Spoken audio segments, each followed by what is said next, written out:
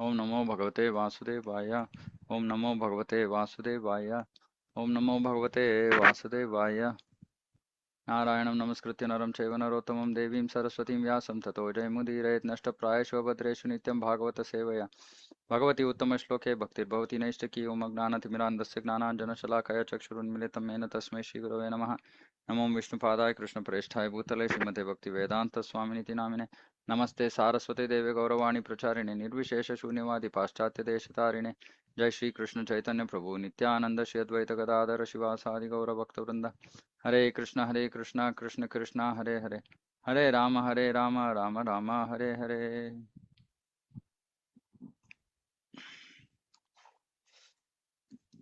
Okay, ಮೊದಲನೇ ಸ್ಕಂದ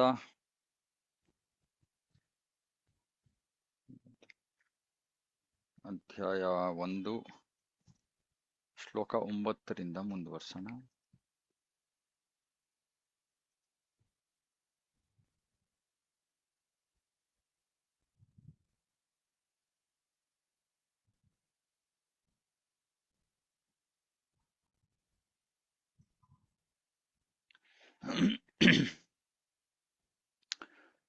ತತ್ರ ತತ್ರಾಂಜಸಾಯುಷ್ಮನ್ ಭವತಾ ಯದ್ವಿನಿಶ್ಚಿತಂ ಪುಂಸಾಂ ಏಕಾಂತತಃ ಶ್ರೇಯಸ್ ತನ್ನ ಶಂಸಿತುಮರ್ಹಸಿ. ಹಾಗಾಗಿ ಒಂದು ಆಶೀರ್ವಾದವನ್ನು ಕೊಡ್ತಾ ಇದ್ದಾರೆ. ಬಹಳ ದಿನಗಳು ನೀವು ನಿಮ್ಮ ಆಯಸ್ಸು ಹೆಚ್ಚಾಗಿರ್ಲಿ. ಅಂದ್ರೆ ಯಾಕಂದ್ರೆ ಅವರು ದೀರ್ಘಕಾಲದ ಒಂದು ಯಜ್ಞವನ್ನ ಮಾಡ್ತಾ ಇದ್ದಾರೆ. ಹಾಗಾಗಿ ನಿಮಗೆ ಒಳ್ಳೆ ಆಯಸ್ಸಿರ್ಲಿ. ನೀವು ನಮಗೆ ಬಹಳ ಸುಲಭವಾಗಿ ಅರ್ಥವಾಗೋ ರೀತಿಯಲ್ಲಿ ನೀವು ಏನನ್ನ ಜನರಿಗೆ ಯಾವುದು ಒಳ್ಳೆಯದು, ಅಂತಿಮವಾದ ಒಳಿತು ಯಾವುದರಿಂದ ಸಿಗುತ್ತೆ ಅನ್ನೋ ವಿಷಯವನ್ನ ನೀವು ತಿಳ್ಕೊಂಡಿರೋ ರೀತಿಯಲ್ಲಿ ನಮಗೆ ಸುಲಭವಾಗಿ ಅರ್ಥ ಮಾಡಿಕೊಡೋ ರೀತಿಯಲ್ಲಿ ನೀವು ವಿವರಿಸಿ. ಏನನ್ನ ಯಾವುದು ಜನರಿಗೆ ಅಂತಿಮವಾದ ಅಥವಾ ಅಂತಿಮ ಒಳಿತು, ಏನ್ ಮಾಡೋದ್ರಿಂದ ಜನರಿಗೆ ಅಂತಿಮವಾಗಿ ಒಳಿತಾಗತ್ತೆ ಅನ್ನೋದನ್ನ ನೀವು ನಮಗೆ ಸುಲಭವಾಗಿ ಅರ್ಥ ಆಗೋ ರೀತಿಯಲ್ಲಿ ವಿವರಿಸಿ. ಯಾಕಂದ್ರೆ ಹಿಂದಿನ ಶ್ಲೋಕದಲ್ಲಿ ಹೇಳಿದ್ರು ನಿಮಗೆ ಎಲ್ಲಾ ತರ ಜ್ಞಾನ ಗೊತ್ತಿದೆ, ನಿಮಗೆ ಎಲ್ಲಾ ತರ ಜ್ಞಾನಿಗಳ ಸಂಪರ್ಕದಲ್ಲಿ ಇದ್ದೀರಿ. ಷಡ್ ದರ್ಶನ ಅದ್ರ ಬಗ್ಗೆ ಮಾತಾಡಿದ್ವಿ. ಎಲ್ಲಾ ತರಹ ತತ್ವಗಳನ್ನು ನೀವು ತಿಳ್ಕೊಂಡಿದ್ದೀರಾ. ಹಾಗಾಗಿ ಎಲ್ಲಾ ತತ್ವಗಳಲ್ಲಿ ನೀವು ಹುಡುಕಿ ನಮ್ಗೆ ಏನ್ ಹೇಳ್ಬೇಕು, ಸಾಮಾನ್ಯ ಮನುಷ್ಯರಿಗೆ ಅಂತಿಮ ಒಳಿತು ಯಾವುದರಿಂದ ಆಗತ್ತೆ, ಯಾವ ಪ್ರಕ್ರಿಯೆಯನ್ನ ಯಾವ ಮಾರ್ಗವನ್ನ ಅನುಸರಿಸಬೇಕು ಅನ್ನೋ ಪ್ರಶ್ನೆ. ಪ್ರಭುಪಾದರು ಭಾವಾರ್ಥದಲ್ಲಿ ಬರೀತಾರೆ, ಭಗವದ್ಗೀತೆಯಲ್ಲಿ ಆಚಾರ್ಯರ ಒಂದು ಆರಾಧನೆಯನ್ನ ಶಿಫಾರಸು ಮಾಡಲಾಗಿದೆ. ಆಚಾರ್ಯರು ಮತ್ತೆ ಗೋಸ್ವಾಮಿಗಳು ಯಾವಾಗಲೂ ಜನರ ಒಳಿತಿಗಾಗಿ ಅವರು ಯೋಚನೆಯಲ್ಲಿ ತಲ್ಲೀನರಾಗಿರ್ತಾರೆ, ವಿಶೇಷವಾಗಿ ಅವರ ಆಧ್ಯಾತ್ಮಿಕ ಒಳಿತಿಗಾಗಿ. ಇಲ್ಲಿ ನೋಡಿ, ಇಲ್ಲಿ ಮುಖ್ಯವಾದ ಒಂದು ವಾಕ್ಯ ಪ್ರಭುಪಾದ ಹೇಳ್ತಾ ಇದ್ದಾರೆ, ಆಧ್ಯಾತ್ಮಿಕ ಒಳಿತು ಇದ್ರೆ ಸಹಜವಾಗಿಯೇ ಆಟೋಮ್ಯಾಟಿಕ್ ಆಗಿ ಭೌತಿಕ ಒಳಿತು ಲಭ್ಯವಾಗತ್ತೆ. ಅಂದ್ರೆ ಮನುಷ್ಯರು ಆಧ್ಯಾತ್ಮಿಕವಾಗಿ ಅವರು ಜೀವನ ಒಳ್ಳೆಯದಾದ್ರೆ ಆಧ್ಯಾತ್ಮಿಕವಾಗಿ ಭೌತಿಕವಾಗಿ ಒಳ್ಳೇದಾಗತ್ತೆ. ಇದು ಬಹಳ ಮುಖ್ಯವಾದದ್ದು. ನಾವು ಭೌತಿಕವಾಗಿ ಚೆನ್ನಾಗಿರೋದಕ್ಕೆ ನಾವು ಭೌತಿಕತೆಯನ್ನ ಹಿಂದೆ ಓಡೋ ಅವಶ್ಯಕತೆ ಇಲ್ಲ. ಆಧ್ಯಾತ್ಮಿಕವಾಗಿ ನಾವು ಮುಂದುವರೆದ್ರೆ ಆಟೋಮ್ಯಾಟಿಕ್ ಆಗಿ ಭೌತಿಕವಾಗಿಯೂ ನಮ್ಮ ಜೀವನ ಚೆನ್ನಾಗಿ ಇರುತ್ತೆ. ಇವಾಗ ಭೌತಿಕವಾಗಿ ಜೀವನ ಚೆನ್ನಾಗಿರತ್ತೆ ಅಂದ್ರೆ ಏನರ್ಥ, ಈ ಜಗತ್ತಲ್ಲಿರೋ ಐಶ್ವರ್ಯ ಎಲ್ಲ ಸಿಕ್ಬಿಡುತ್ತಾ? ಇಲ್ಲ. ಕೃಷ್ಣ ಆದ್ರೆ ಹೇಳ್ತಾನೆ, ಏನ್ ಅವಶ್ಯಕತೆನೋ ಅದ್ ನಾನು ಕೊಡ್ತೀನಿ, ಯೋಗಕ್ಷೇಮಂ ವಾಹಮ್ಯಂ. ಸೊ ನಾವು ನಮ್ಮ ಜೀವನದ ಮುಖ್ಯ ಒಂದು ಗುರಿ ಅಥವಾ ನಮ್ಮ ಧ್ಯೇಯ ಆಧ್ಯಾತ್ಮಿಕ ಪ್ರಗತಿಯಾಗಿರ್ಬೇಕು. ಆಧ್ಯಾತ್ಮಿಕ ಪ್ರಗತಿಗಾಗಿ ನಾವು ಶ್ರಮ ಪಟ್ರೆ ಆಟೋಮ್ಯಾಟಿಕ್ ಆಗಿ ಭೌತಿಕ ಜೀವನ ನಡ್ಕೊಂಡು ಹೋಗುತ್ತೆ. ಅದಕ್ಕೆ ನಾವು ಜಾಸ್ತಿ ತಲೆ ಕೆಡಿಸ್ಕೋಬೇಕಾಗಿಲ್ಲ. ಇದು ಬಹಳ ಬಹಳ ಮುಖ್ಯವಾದದ್ದು. ಯಾಕಂದ್ರೆ ಜನರಿಗೆ ಭೌತಿಕ ಒಳಿತು ಬೇಕು, ಆದ್ರೆ ಅವರು ಅದಕ್ಕೋಸ್ಕರ ಭೌತಿಕ ಪ್ರಯತ್ನಗಳನ್ನ ನಡೆಸ್ತಾ ಇದ್ದಾರೆ. ಭೌತಿಕ ಪ್ರಯತ್ನಗಳನ್ನ ಮಾಡಿದಾಗ ನಮಗೆ ಕರ್ಮ ಫಲಕ್ಕೆ ಎಷ್ಟು ಲಭ್ಯವೋ ಅಷ್ಟೇ ಲಭ್ಯ. ಆದ್ರೆ ನಾವು ಆಧ್ಯಾತ್ಮಿಕವಾಗಿ ನಮ್ಮ ಜೀವನದಲ್ಲಿ ಆಧ್ಯಾತ್ಮಿಕ ಜೀವನದಲ್ಲಿ ನಾವು ತೊಡಗಿದಾಗ ಏನಾಗತ್ತೆ ಅಂದ್ರೆ ಆಧ್ಯಾತ್ಮಿಕ ಜೀವನದಲ್ಲಿ ತೊಡಗಿದಾಗ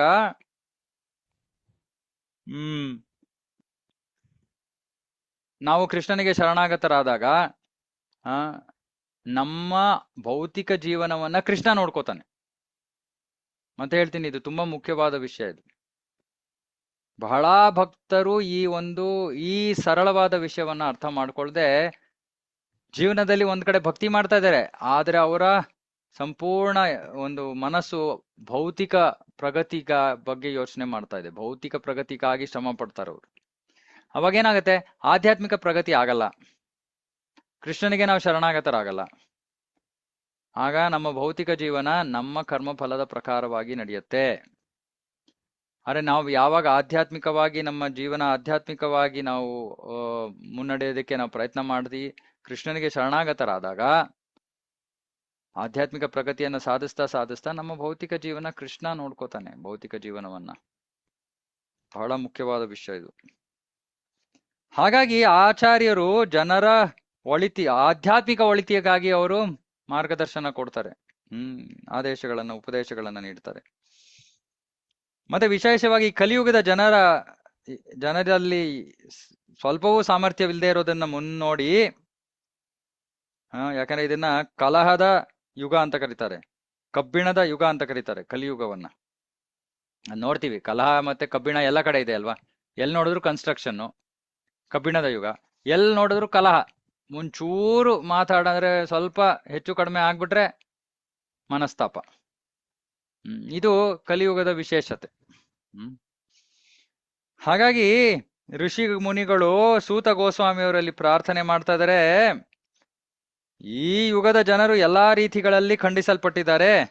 ಹಾಗಾಗಿ ನೀವು ತಿಳ್ಕೊಂಡಿರೋ ಎಲ್ಲಾ ಶಾಸ್ತ್ರಗಳ ಸಾರವನ್ನ ಜನರಿಗೆ ಯಾವುದರಿಂದ ಒಳ್ಳೇದಾಗತ್ತೆ ಅನ್ನೋ ವಿಷಯವನ್ನ ನೀವು ಎಲ್ಲಾ ಶಾಸ್ತ್ರಗಳ ನಿಮ್ಮ ಅಧ್ಯಯನದಿಂದ ಅದನ್ನ ಆರಿಸಿಕೊಂಡು ನಮಗೆ ಸುಲಭವಾಗಿ ಅರ್ಥ ಆಗೋ ರೀತಿಯಲ್ಲಿ ಹೇಳಿ.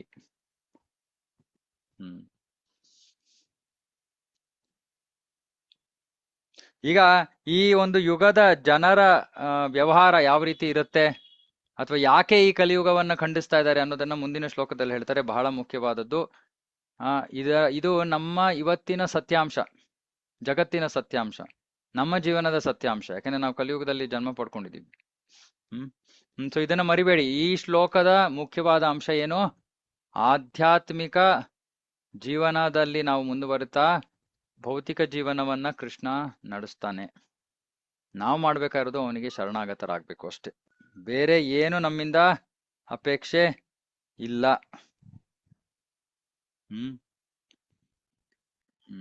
ನಿಮಿಷ.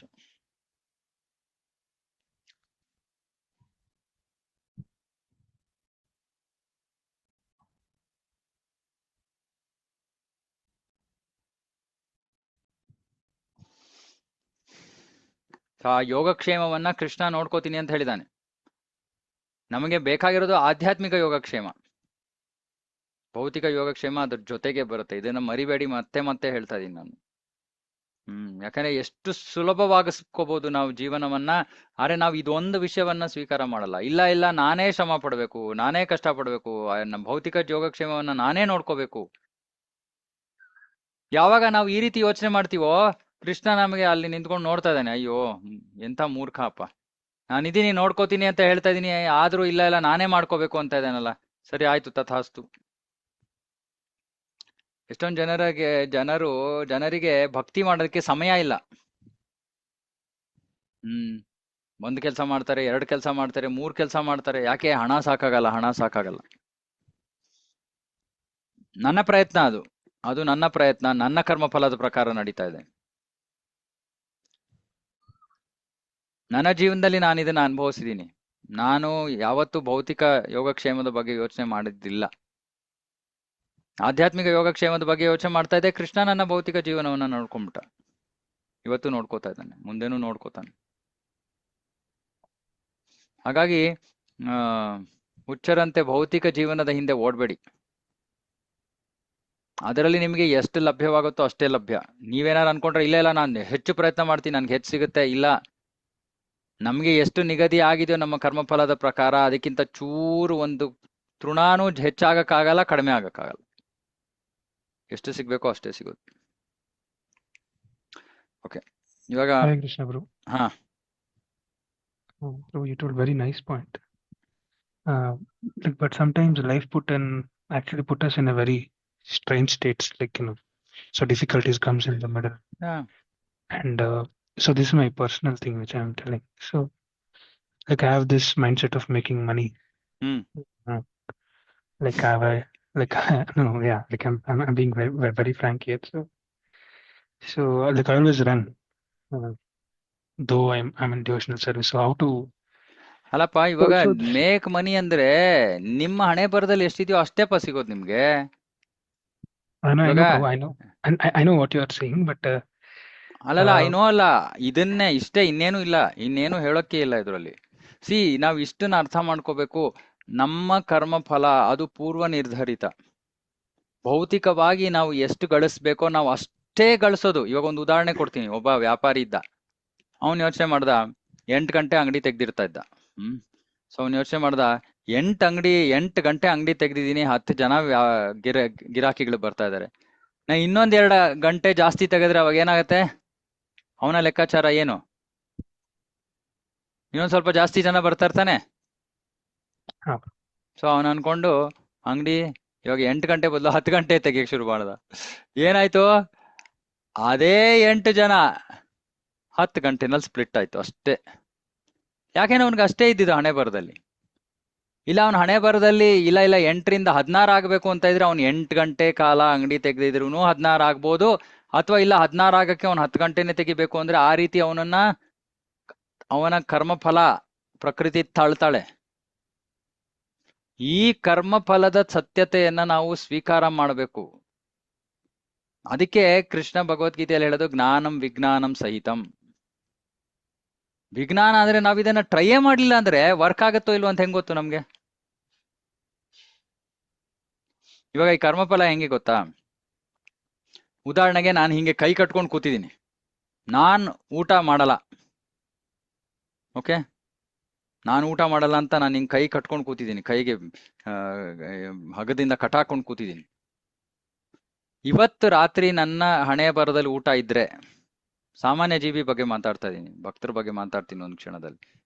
ನನಗೆ ಇವತ್ತು ಊಟ ಇದ್ರೆ ರಾತ್ರಿ ಕಾರಣಾಂತರಗಳಿಂದ ನಾನ್ ಕಟ್ಟಾಕಿರೋ ಹಗ್ಗ ಯಾರೋ ಬಂದು ಬಿಡಿಸ್ತಾರೆ, ನನಗೆ ಊಟ ಕೊಡ್ತಾರೆ. ಅದನ್ನ ನಾನು ತಡೆಯಕ್ಕಾಗಲ್ಲ. ನಾನು ಅಷ್ಟೊಂದು ಶಕ್ತಿವಂತನಲ್ಲ. ನನ್ನ ಕರ್ಮಫಲ ಅಷ್ಟು ಪ್ರಬಲವಾದದ್ದು, ಯಾರು ತಪ್ಪಿಸ್ಕೊಂಡು ಹೋಗಕ್ಕಾಗಲ್ಲ. ಇದು ಸಾಮಾನ್ಯ ಜನರ ಜೀವನ. ಆದ್ರೆ ಭಕ್ತರ ಜೀವನ ವಿಶೇಷವಾದದ್ದು. ಭಕ್ತರು ಅಂದ್ರೆ ಯಾರು?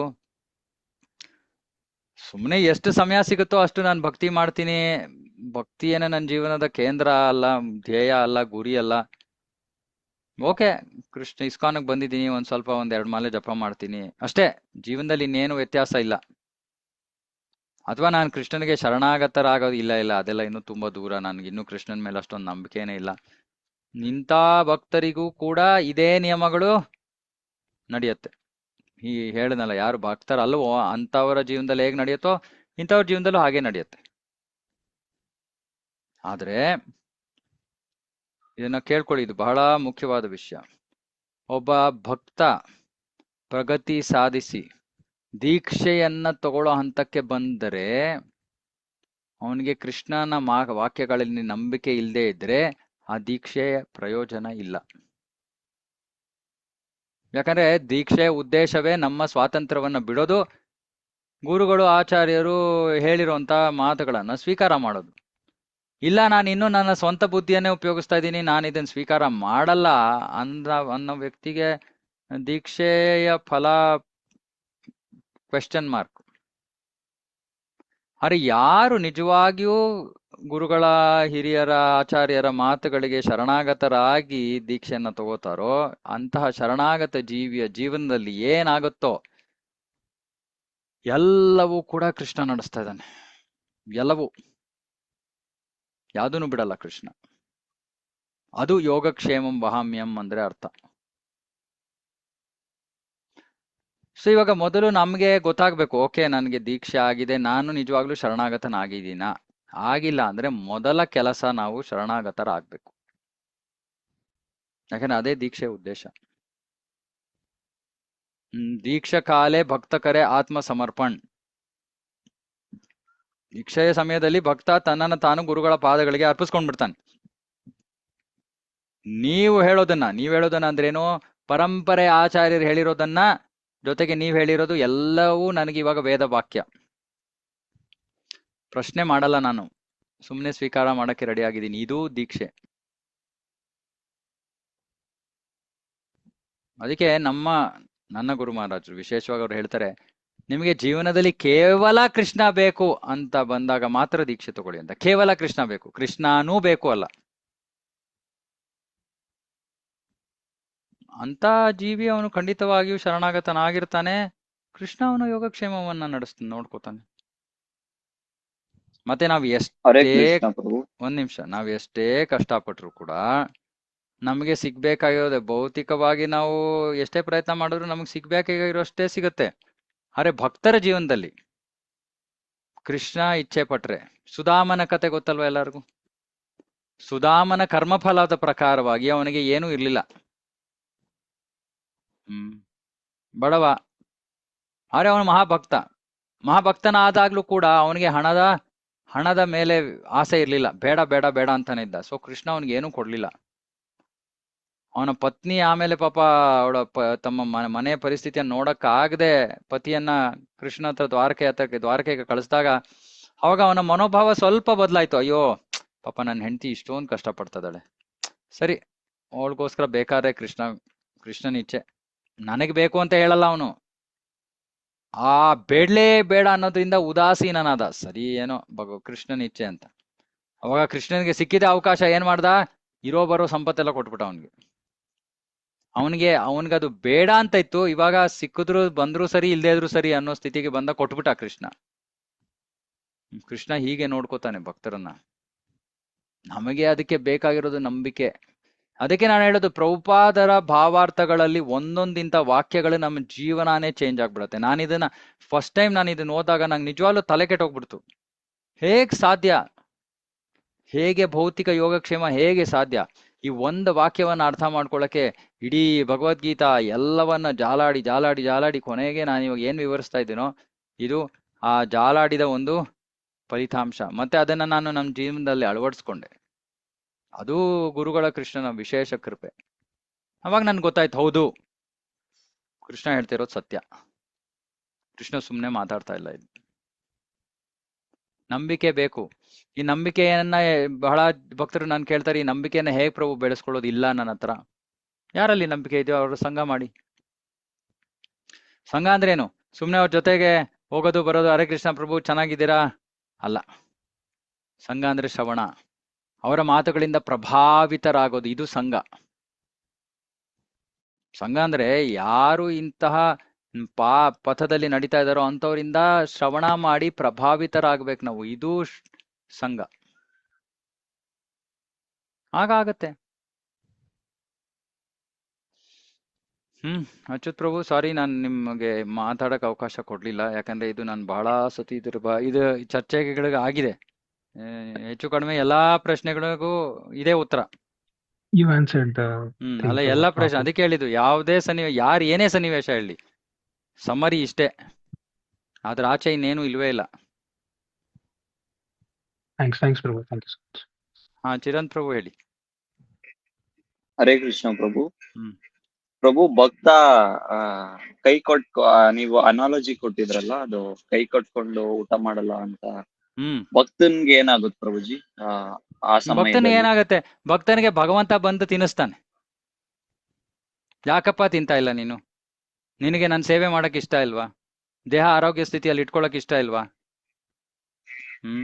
ಇದು ನಾವು ಅರ್ಥ ಮಾಡ್ಕೋಬೇಕು. ಕೃಷ್ಣನಿಗೆ ಭಕ್ತರ ಮೇಲೆ ಎಷ್ಟು ಪ್ರೀತಿ ಅಂದ್ರೆ, ಕೃಷ್ಣನ ಅಸ್ತಿತ್ವಕ್ಕೆ ಒಂದೇ ಕಾರಣ ಅಂತ ಹೇಳ್ಬೋದು ಭಕ್ತರು. ಅಸ್ತಿತ್ವಕ್ಕೆ ಅಂದ್ರೆ ರಸೋವೈಸಹ, ಅವನು ಇರೋದೇ ಈ ಭಕ್ತಿಯ ಈ ಪ್ರೀತಿಯ ಸಂಬಂಧದ ವಿನಿಮಯಕ್ಕೋಸ್ಕರ. ಕೃಷ್ಣನಿಗೆ ಇನ್ನೇನ್ ಬೇಕಾಗಿಲ್ಲ. ಕೃಷ್ಣನಿಗೆ ಈ ಭೌತಿಕ ಜಗತ್ತು ಸೃಷ್ಟಿ ಮಾಡೋಕ್ಕೂ ಆಸೆ ಇಲ್ಲ. ನಮ್ಮಂತವ್ರು ಇಲ್ಲಿ ಬರ್ಬೇಕು ಅಂತ ಆಸೆ ಪಡ್ತೀವಲ್ಲ ಅಂತ ನಮಗೋಸ್ಕರ ಇದು ಒಂದು ಜೈಲನ್ನ ಸೃಷ್ಟಿ ಮಾಡ್ಯಾನ. ಅಯ್ಯೋ ಬೇಗ ಸರಿ ಪಡ್ಕೊಂಡು ವಾಪಸ್ ಬನ್ನಿಯಪ್ಪ. ಅರೆ ಯಾರು ಭಕ್ತರಾಗ್ತಾರೋ, ಕೃಷ್ಣ ಪರ್ಸನಲ್ ಆಗಿ ವೈಯಕ್ತಿಕವಾಗಿ ಭಗವದ್ಗೀತೆಯಲ್ಲಿ ಮಾತು ಕೊಟ್ಟಿದ್ದಾನೆ, ಯೋಗಕ್ಷೇಮಂ ವಹಾಮ್ಯಂ, ನಾನು ನೋಡ್ಕೋತೀನಿ. ಇವಾಗ ಇದು ಬಹಳ ಸರಳವಾದದ್ದು ನೋಡಿ. ಇವಾಗ ಒಂದು ಚಿಕ್ಕ ಮಗು ಹಠ ಮಾಡ್ತಾ ಇದೆ, ನಂಗೆ ಊಟ ಬೇಡ, ನಂಗೆ ಊಟ ಬೇಡ. ಅಪ್ಪ ಅಮ್ಮ ಏನ್ ಮಾಡ್ತಾರೆ? ಬಿಟ್ಬಿಡ್ತಾರ? ಇಷ್ಟೇ ಭಗವಂತನಿಗೂ ನಮಗೂ ಇರೋ ಇಲ್ಲಪ್ಪ. ಸಂಬಂಧ. ಇಷ್ಟೇ ಭಗವಂತನಿಗೂ ನಮಗೂ ಇರೋ ಸಂಬಂಧ. ಆ ಪ್ರೀತಿ ಇರೋದ್ರಿಂದ ಬಿಡೋದಿಲ್ಲ. ತಂದೆ ತಾಯಂದ್ರೆ ಗೊತ್ತು, ಮಗು ಇವತ್ತು ಊಟ ಮಾಡದೆ ಮಲ್ಕೊಂಡ್ರೆ ರಾತ್ರಿ ಹೊಟ್ಟೆ ಹಸುತ್ತೆ, ಬೆಳಗ್ಗೆ ಸಮಸ್ಯೆ ಆಗುತ್ತೆ, ಅದಕ್ಕೆ ಇಲ್ಲ ಹೇಗಾದ್ರೂ ಮಾಡಿ ಸ್ವಲ್ಪ ಅದಕ್ಕೆ ಬುದ್ಧಿ ಹೇಳಿ ಪ್ರೀತಿ ತೋರಿಸಿ ಏನೋ ಮಾಡಿ ಅಂತ ತಿನ್ನಿಸ್ತಾರೆ. ಇಷ್ಟೇ ಭಗವಂತನಿಗೂ ನಮಗೂ ಇರೋ ಸಂಬಂಧ. ಅದನ್ನ ಕಂಡ್ಕೋಬೇಕು ನಾವು. ಈ ಭಾಗವತ ಅಧ್ಯಯನ ಇದೆ ಎಲ್ಲದರ ಉದ್ದೇಶ ಏನು? ಆ ಭಗವಂತನ ಪ್ರೀತಿಗೆ ಪಾತ್ರರಾಗದೆ ನಮ್ಮ ಜೀವನ ಎಷ್ಟು ವ್ಯರ್ಥ. ನಾವು ಭಗವಂತನ ಜೊತೆ ಪ್ರೀತಿ ನಮಗೆ ಬೇಡ, ನಮಗೆ ವ್ಯಾಪಾರ ಬೇಕು. ಕೃಷ್ಣ 100 ರೂಪಾಯಿ ಹಾಕಿದೀನಿ, 1000 ರೂಪಾಯಿ ಕೊಡು. ಕೃಷ್ಣ ಹೇಳ್ತಾ ನನ್ನ ಹತ್ರ ಇವೆಲ್ಲ ನಡೆಯಲ್ಲ. ಕೃಷ್ಣ ಹತ್ರ ಇವೆಲ್ಲ ನಡೆಯಲ್ಲ. ಕೃಷ್ಣ ಹೇಳ್ತಾನೆ ವಿಷ್ಣುಗೆ, ವಿಷ್ಣು ನಡ್ಸಪ್ಪ, ಇವನು ವ್ಯಾಪಾರ ಮಾಡ್ತಾ ಇದ್ದಾನೆ ನನ್ನ ಜೊತೆ. ವಿಷ್ಣು ನಡೆಸ್ತಾನೆ, ಆಯ್ತು ಕೊಡು ಕೊಡು. ಅರೆ ಕೃಷ್ಣನಿಗೆ ಇವೆಲ್ಲ ಬೇಕಾಗಿಲ್ಲ. ಕೃಷ್ಣನಿಗೆ ವ್ಯಾಪಾರ ಬೇಡ.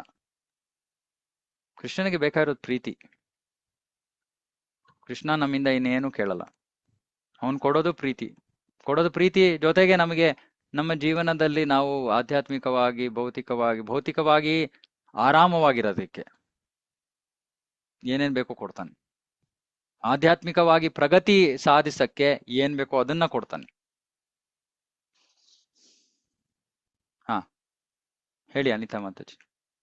ಹರೇ ಕೃಷ್ಣ ಪ್ರಭು. ಅದೇ ನಮ್ ತಂದೆ ತಾಯಿ ನಮ್ ಮಗು ಊಟ ಮಾಡಿಲ್ಲ ಅಂದ್ರೆ ನಮ್ ತಂದೆ ತಾಯಿ ನಮಗ್ ಊಟ ಮಾಡಿಸ್ತಾರೆ, ನಮ್ ಕಣ್ಣಿಗೆ ಕಾಣಿಸ್ತಾರೆ. ಭಗವಂತ ನಮಗ್ ಕಾಣಿಸಲ್ವಲ್ಲ ಅಂತ ಕಾಣಿಸ್ಬೇಕಪ್ಪ, ಭಗವಂತ ಕಾಣಿಸ್ಲೇಬೇಕಾ? ಹಾ ತಂದೆ ತಾಯಿ ಮನೆಯಲ್ಲಿ ಇಲ್ಲ, ಇನ್ಯಾರೋ ಇದಾರೆ ಮನೆಯಲ್ಲಿ, ಅವ್ರಿಗೆ ಫೋನ್ ಮಾಡಿ ಹೇಳ್ತಾರೆ, ಅಮ್ಮ ನೋಡಿ ನಾನು ಹೊರಗಡೆ ಇದ್ದೀವಿ, ಮಗು ಊಟ ಮಾಡಲ್ಲ ಅಂತ ಹಠ ಮಾಡ್ತಾ ಇದೆ, ಸ್ವಲ್ಪ ಪ್ರೀತಿ ಮಾಡಿ ತಿನ್ಸ್ಬಿಡಿ. ಅವ್ರು ಇಲ್ದೇ ಬಿಟ್ಬಿಡ್ತಾರಾ? ನಮಗೆ ನಮ್ಮ ಪರಮ ತಂದೆಯನ್ನ ನೋಡಕ್ಕೆ ನಮಗೆ ಅರ್ಹತೆ ಇಲ್ಲ. ನಮ್ಮ ದುರದೃಷ್ಟ ಅದು. ನಾವೇನ್ ಮಾಡೋದಕ್ಕಾಗತ್ತೆ? ಅರೆ ಅವ್ನು ನಮಗೆ ತಿನ್ನಿಸ್ದೆ ಬಿಡೋದಿಲ್ಲ. ಅದನ್ನ ನಾವು ಅರ್ಥ ಮಾಡ್ಕೋಬೇಕು. ಕಣ್ಣಿಂದ ನೋಡಿದ್ರೇನೆ ಸತ್ಯಾನ. ಇವಾಗ ನಾನು ಇಲ್ಲ 2 ಲೈಟ್ ಇದೆ, ಆರಿಸ್ಬಿಡ್ತೀನಿ, ನಾನು ಕಾಣಿಸ್ತೀನ ನಿಮ್ಗೆ? ಕಾಣಿಸಲ್ಲ. ಹಾಗಾಗಿ ನಾನು ಇಲ್ವೇ ಇಲ್ವಾ? ಇಷ್ಟು ಸರಳವಾದ ವಿಷಯ. ಕಣ್ಣಿಂದ ನೋಡದೆ ಎಲ್ಲ ಸರ್ವಸ್ವ ಅಲ್ಲ. ಅದಕ್ಕೆ ನಾವು ಶಾಸ್ತ್ರದಲ್ಲಿ ಹೇಳೋದು ಕಿವಿಯಿಂದ ಕೇಳೋದು ಸತ್ಯ ಅಂತ.